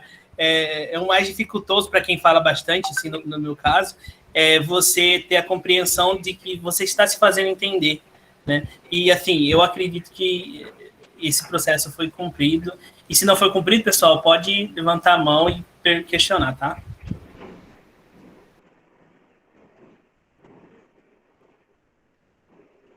Então, eu vou estar falando sobre o Tangram, tá? Vou falar sobre o Tangram, eu vou falar um pouquinho, uma base dele, tá? Acho que alguém não conhece, talvez. Tangram é um antigo jogo jogo chinês que consiste na formação de figuras, tá? E desenhos por meio de 7 peças, tá? Então, são essas 7 peças. Ele pegou uma folha sulfite e foi protocolado que foi feito 5 triângulos, um quadrado e um paralelepípedo, tá? Não se sabe exatamente quando esse jogo surgiu, embora existe uma lenda sobre tal criação, tá? Segundo a mesma, um imperador chinês quebrou um espelho e, ao tentar juntar os pedaços e remontá-lo, percebeu que poderia construir muitas formas com seus cacos, tá? Então, por exemplo, essa parte aqui, tá? Ele pega um vidro na frente dele, no espelho, e quebrou e ficou por várias partes, que virou um caco, vários cacos, né, que ele montou depois, tá? O Tangram não existe grandes habilidades do jogador basta ter criatividade, paciência e tempo. São esses 3 principais, né? Então, qualquer idade pode fazer esse Tangram, entendeu? Só ter tempo, sentar, fazer, recortar, tá bom? E eu vou pegar numa parte prática que eu fiz, tá? Sobre o Tangram, que foi uma folha sulfite. Essa aqui é uma folha sulfite que eu fiz. Quer dizer, fiz não, né? Comprei, lógico, né? Tá aqui essa folha sulfite, tá? Depois, o que eu fiz? Esse aqui eu peguei um pedaço de um rapaz, que ele pegou de uma ponta e a outra, e ele recortou e dividiu ele pegou uma régua e dividiu, tá? Ele virou 2 triângulos que vocês estão vendo aí. 2 triângulos, tá? Ele pegou essa ponta aqui, essa ponta, e pegou essa ponta aqui, tá? Então, ele recortou e virou 2 triângulos nessa folha sulfite. Na próxima, o que ele fez? Ele pegou um desses triângulos, esse triângulo aqui, qualquer um deles, e já fez outro, cortou e virou 2 triângulos, tá? Então, aqui já numa folha sulfite já virou 3, tá? E aqui, eu já fui na minha parte prática que eu fiz, tá? Do terceiro triângulo que sobrou, eu cortei mais um pedaço, esse pedaço pequenininho virou outro triângulo. Eu coloquei até tesoura régua, tá? E medi certinho. Aqui virou essa parte aqui. Virou triângulo. Esse aqui virou quadrado. O triângulo e o paralelepípedo, tá? Então, se vocês perceber, são 7 pedaços e juntou mesmo a folha sulfite, se você for virar ela, tá? Depois que você cortou os 7 pedaços, que ficou 7 pedaços, deixei a forma normal, tirei a tesoura e a régua, deixei como tá o desenho, tá? E depois você pode fazer qualquer desenho. Qualquer tipo de desenho, se você imaginar, você pode fazer com esses 7 pedaços. Como esse aqui. Olha aqui, alguém pode me dizer que bicho que é esse aqui? Eu sabe, é um gato. Com 7 pedaços eu consegui fazer um gato. Então, qualquer desses 7 pedaços do Tangram, você pode fazer qualquer bicho. Olha o gato como ficou. Aqui também pode virar uma onça, tá? Sendo bem um aluno do ensino fundamental, esse aí é uma raposa, professor. Já é exatamente, Vali, obrigado. Era uma raposa, realmente. Aqui até coloquei meu nome para falar que não era mentira. Tá, eu fiz. Aqui virou uma casa. Dos 7 pedaços. Coloquei até meu nome aí para falar, opa, Ricardo colou e... Não, de jeito nenhum. Isso aqui é tudo meu que eu fiz na própria mão. Tá? Isso aqui é uma casa. Outro slide também, os 7 pedaços aí, ó. Aqui. Aqui parecendo um pato. Coloquei meu nome também para dizer que não foi feito com outra pessoa. Fui eu também que foi feito. Tá? E aqui eu vou deixar... Puta, quase mostrei. Então essa parte de Tangram são esses aqui. É desenho simples para desenhar.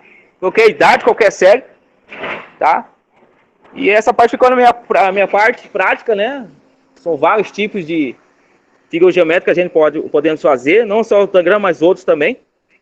Tá? Então, no finalzinho aqui eu vou homenagear, né? Todos que participaram da oficina, né? Que até eu falei com o Ilma, deixa comigo. Esse aqui foi, até o professor Marcelo está aqui na foto. Tá? É uma homenagem. Provavelmente será o meu último oficina. Estarei com vocês aqui em 2021. Tá? Marcelo, Zianque, Ilma, Ariel, Adilson, Fernando e eu. Tá? Cada um aqui tem um Vingadores. Só os Vingadores. Tá? E é isso. Tá bom? Quem quiser tirar print, pode tirar print. A gente era conhecido como os Vingadores. Os Vingadores. O professor Marcelo, toda a oficina nos chamou assim. Ariel, Ilma, pode falar alguma coisa? Se vocês querem terminar, pode ficar à vontade. Concepção de Marcelo, essa nomenclatura aí utilizada na oficina. Pessoal, então, olha só. Nós já... Eu não o senhor sim. Nós apresentamos, né? Eu apresentei um pouquinho das metodologias, aí uma apresentou um pouquinho do desenvolvimento da oficina e o Ricardo as formas geométricas serem utilizadas. Como ainda está faltando um pouquinho de tempo, eu queria abrir para poder ter um debate com vocês, as dúvidas, as críticas e os elogios também, né? Tudo isso colabora muito para a parte educacional.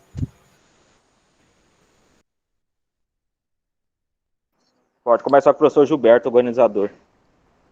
Verdade. Eu gostei bastante da apresentação de vocês, parabéns. Tá? Parabéns ao grupo todo, né? Que alguns não puderam apresentar com vocês, mas estão todos de parabéns. Professor Marcelo, né? Que é o coordenador do projeto.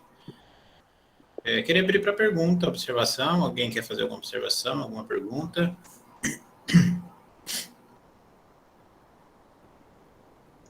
O José, pode falar, José. Parabenizar o grupo aí, né, pela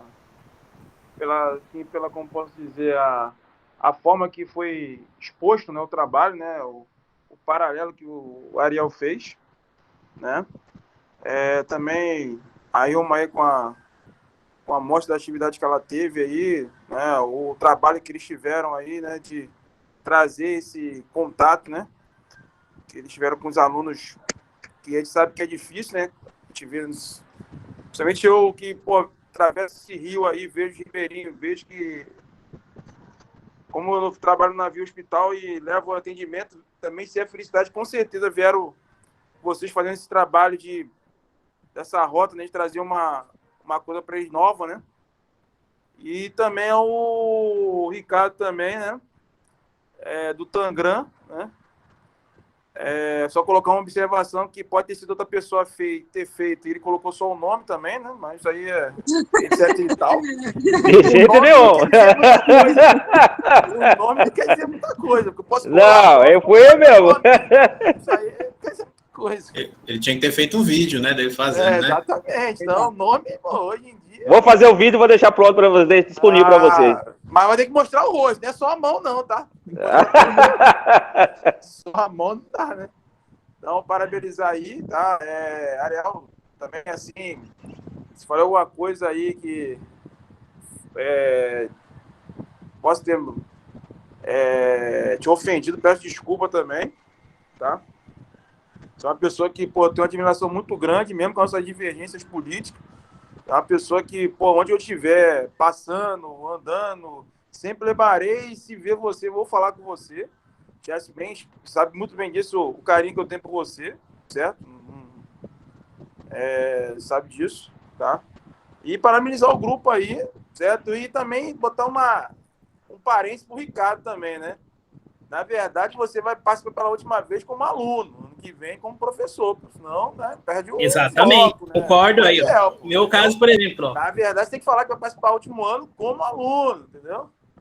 Belas palavras. Eu tenho uma colocação a fazer, professor. Exatamente. Então, assim, a experiência que você vai ter agora, com o professor Gilberto, que foi fazer doutorado, voltou, você vai ter uma nova experiência para trazer agora para as pessoas que vão se informar, né? E mostrar também. Abreu.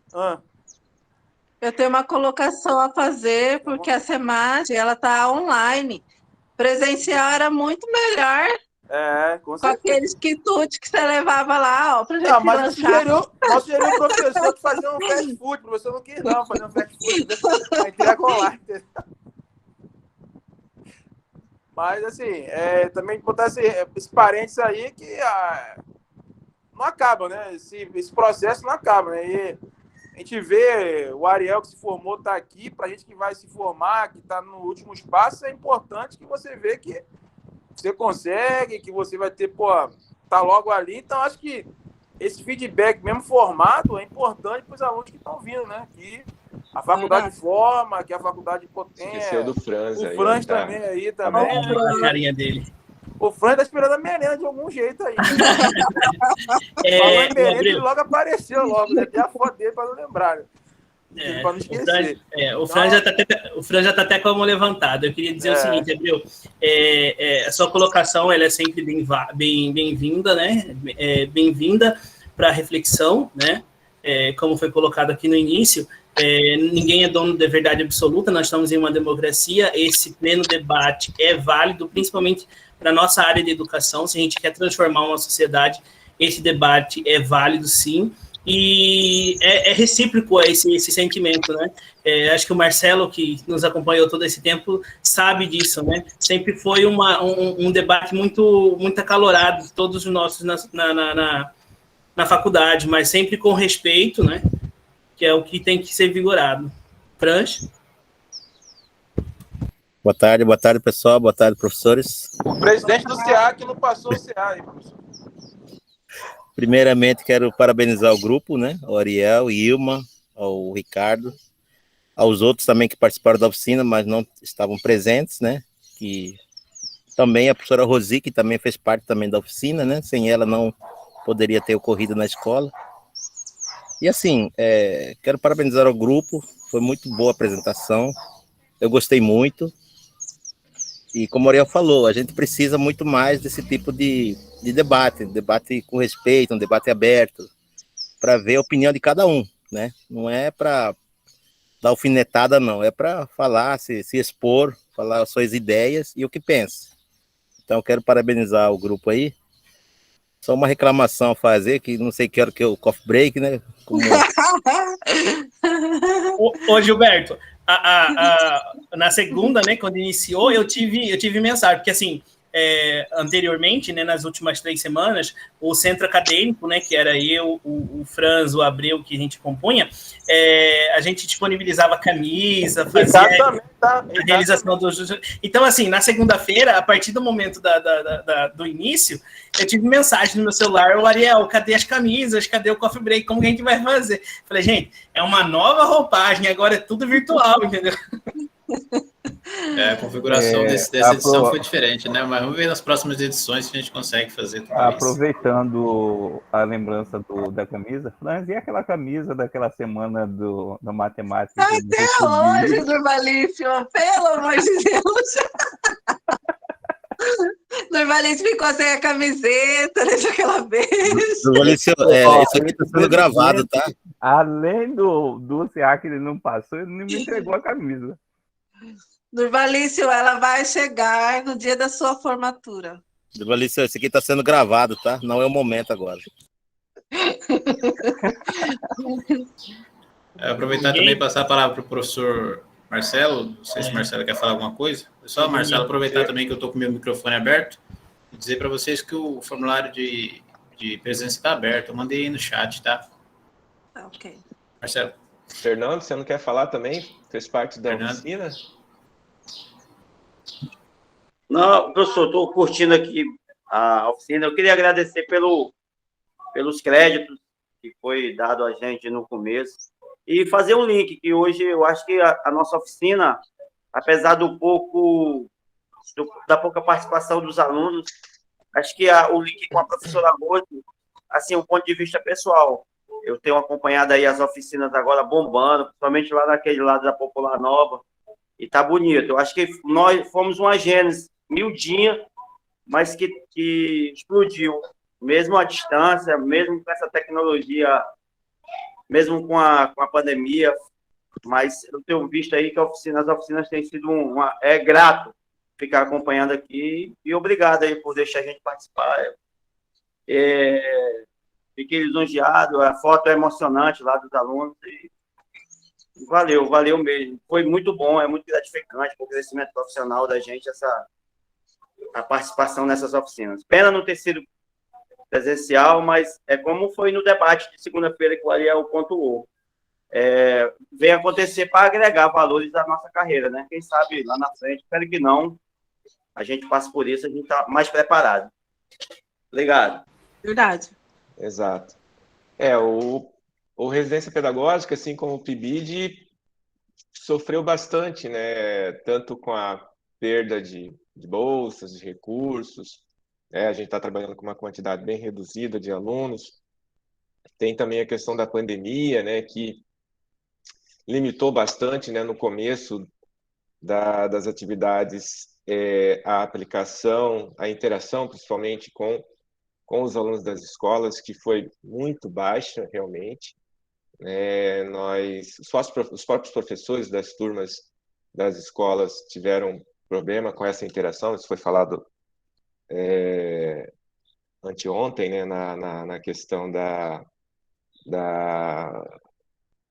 questão do problema social, econômico e até psicológico que os alunos foram afetados, estão ainda afetados, né? E junto com residência pedagógica, a gente tem as oficinas, né, que é um projeto de extensão, onde a gente procura ampliar esse papel aí já, para dar suporte também ao residência pedagógica e ao PIBID. E ele foi criado, esse projeto a gente tenta manter todo ano, né, desde 2009, né, fazendo outros alunos participarem junto com os residentes e os PIBIDianos. E uma coisa que ficou clara nessa oficina é todas as etapas, né, que os alunos veem, desde a leitura, né, inicial ali da fundamentação teórica, né, o embasamento, o planejamento das oficinas, toda levantamento de material, necessidade para construir a oficina, né? Então dá para eles verem, né, todo o trabalho que dá, né, dessa organização para a aplicação das oficinas. Apesar de tivemos pouca participação dos alunos, ela foi bastante intensa, né? Mostrou aí a realidade dos alunos, a falta de recurso, né, de estrutura para eles poderem estudar e também participar ao vivo, né, que é mais difícil ainda, né, dessas atividades que foram propostas. Mas foi bastante gratificante, né? Nós temos aí outros grupos de oficinas, né? Ao todo são 8 grupos, né, que fazem partes, né, desse projeto, né? Além desse grupo da pintura, nós tivemos outros. E a gente ampliou isso para trabalhar com 5 escolas da cidade, tanto da rede municipal como da rede estadual. Então, nós temos 5 professores, né, que a gente chama de supervisores. Foi citado o nome da professora Rosi, né, do Maria Helena, do Natércia, além da professora Catiúcia, do Dom Bosco e do Rotary, o professor Daniel, do Cássio. Quem mais? Eu pulei aí. Professor Helder. Isso, professor Helder, do Dom Bosco. Acho que foram esses. E é interessante que, no caso da pandemia, né, a gente acabou ampliando esse número de escolas. Quando a gente tinha o presencial, normalmente a gente procurava fazer com as escolas próximas do campus, né, da universidade. A gente pegava o Castro, que era só atravessar a rua, às vezes ali o Gabriel Vandoni de Barros. Então, meio que a gente tinha uma preguiça de expandir para outras escolas, justamente por conta dessa mobilidade, né? A gente normalmente fazia... Professor, Oi? eu não sei se o senhor citou o nome da Adriana, a professora Adriana. A professora Adriana, né, do curso, que é a nossa parceira, que nos auxilia bastante também nas atividades, ela está aqui, está participando. Então,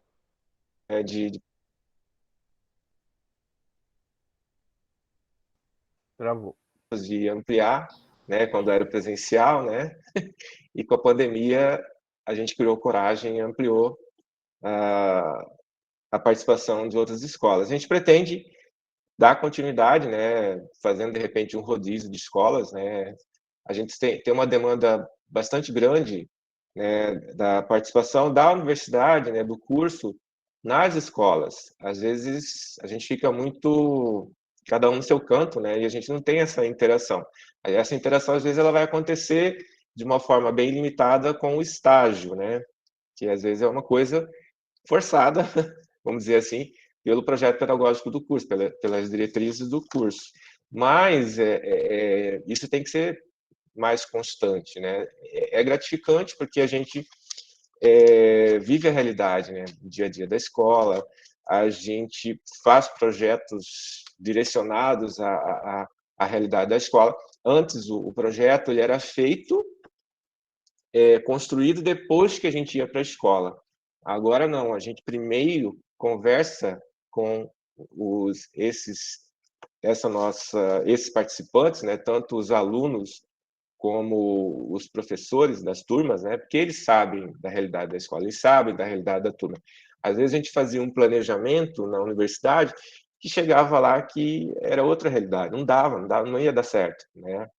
Então a gente passou a partir das edições anteriores a conversar, né, a trocar ideia primeiro, montar essa base, né, essa visão da realidade da escola, para a gente poder levar um projeto mais com a cara, né, de cada escola, de cada tanto do município como do estado.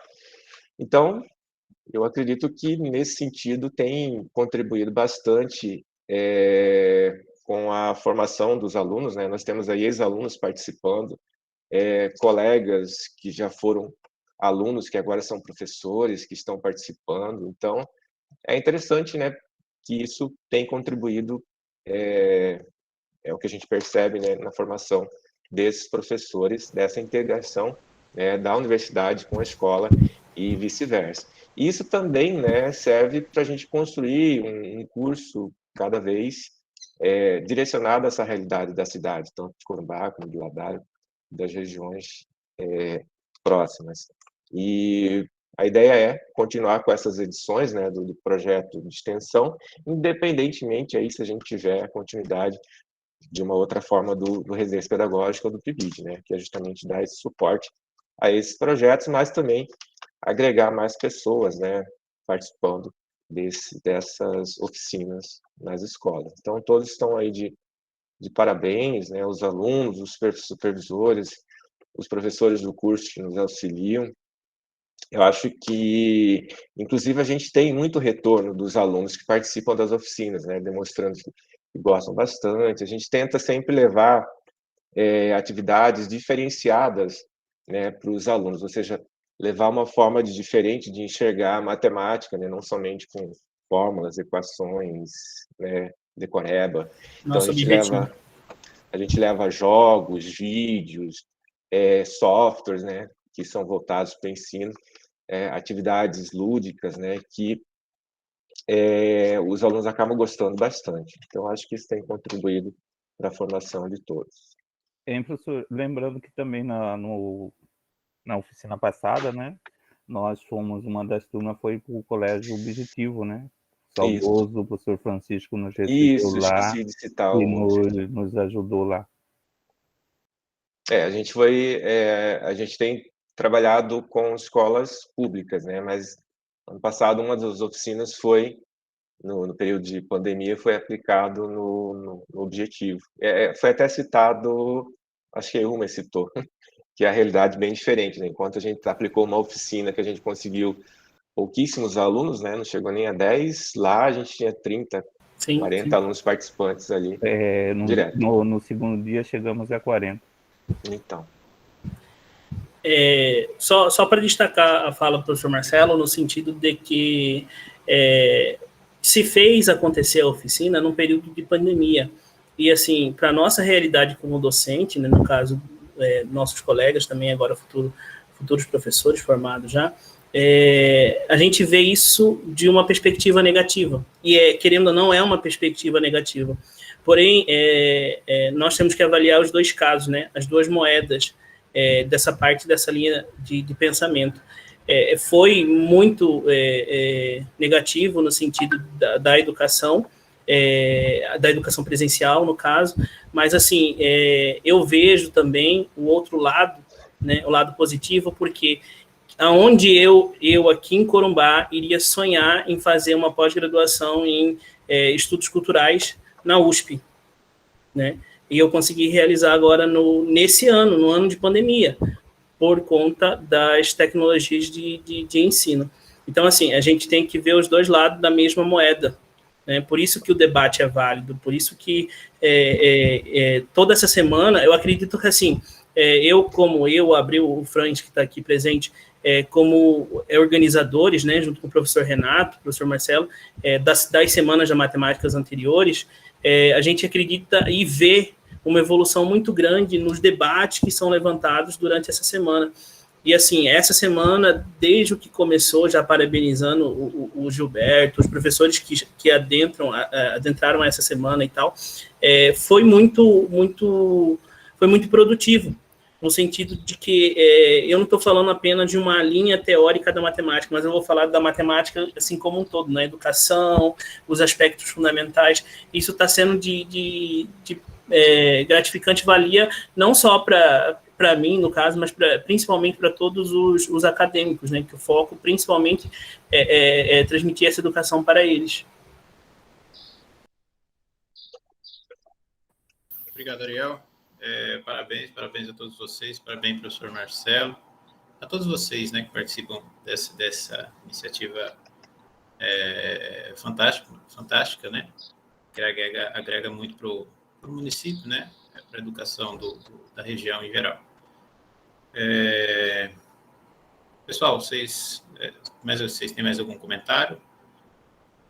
Só para complementar, professor. Pode falar, França. Só queria complementar a fala do Ariel, do professor Ariel, né? Que, assim como também foi desafiador. Realmente, a gente conseguiu apresentar as oficinas nesse período de pandemia. Então, a gente percebe, e é gratificante para a gente também, como professor, estar em sala de aula para poder passar, para poder aplicar essa oficina. Que é possível a gente ensinar através de jogos, é possível despertar a curiosidade do aluno. Aquele aluno, por exemplo, eu entro na sexta, eu entro na sétima, na oitava, no primeiro ano, o aluno olha assim, poxa, os acadêmicos estão aqui na escola, poxa vida, vamos, né? Por exemplo, dia de manhã eu apresento a oficina com Josias, né, do GeoGebra, então eu vejo... Você desligou seu microfone, Franz. O aluno fala assim, já acabou o tempo? Falou, já acabou, porque, se não me engano, está sendo 35 a 40 minutos numa terça, né? Então, está sendo uma coisa reduzida. Ah, professora, quando é que eles vão vir de novo? Ah, na próxima quinta-feira. Por exemplo, hoje teve oficina, na próxima quarta-feira. Poxa, eles poderiam ter vindo todo dia na escola. Não, também a gente não pode, né, aplicar a oficina todos os dias. Então, agora, por exemplo, já estamos fechando outubro, já vem novembro, já vai acabar as aulas, né? Então, a gente já deixou esse pequeno para o ano que vem, para os alunos, né, que estão hoje no primeiro, vão estar no segundo ano, quem está no oitavo vai para a nona. Então, eles já vão deixar para os outros alunos que a gente esteve naquela escola, a gente aplicou aquela oficina. Então, eu acho muito gratificante para a gente também. O Franz quer coffee break, professor. É muito bom, Franz. Parabéns. Parabéns a todos vocês, tá? Obrigado, o pessoal da residência, pela apresentação, tá? Daqui a pouco a gente vai continuar com as nossas atividades. Deixa eu dar uma lembradinha aqui em vocês. Às 17h30, 5h30, né, a gente vai ter a próxima atividade, a roda de conversa, com a professora Adriana, nossa professora, né, o professor Miguel e o professor... Deixa eu ver o nome do professor aqui. Cadê esse ano? Professor Lucas, né? Isso, obrigado, Adriana. Lucas Avelar. Se a gente teve uma mudancinha, uma pequena mudança, o professor Rones não vai poder participar da mesa da roda de conversa, mas ele indicou para a gente, um orientando dele, que vai também participar dessa roda de conversa, educação de jovens e adultos, implicações e desafios na pesquisa e nas práticas de ensinar e aprender, tá? Será que a professora Adriana não vai falar um pouquinho do Paulo Freire? Quem sabe, né, Ariel? Quem sabe? Isso aí, essa atividade, ela começa às 17h30, tá? A gente tem esse intervalozinho de 30 minutos para beber uma água, né? Comer alguma coisinha, tá? Eu vou deixar a chamada aberta aqui, como das outras vezes, e aí daqui a uns 20 minutinhos a gente retorna, tá bom? Beleza? Beleza, obrigado, pessoal, obrigado por vocês, ouvintes, né? O pessoal que apresentou, foi muito bom, vocês estão de parabéns. Obrigado. Marcelo, Adriana, obrigado. Janã, eu acho que a Janã também está por aqui assistindo. Obrigado a todos vocês, tá? Eu que agradeço. Até daqui a pouco. Tchau, gente. Tchau, até daqui a pouco. Tchau. Eu vou deixar a chamada aberta, tá? Professor, só desligar a gravação. Verdade. Da outra vez eu deixei aberto, acho que o intervalo inteiro aberto aqui. Obrigado, Ilma. Tá ok. Até mais. O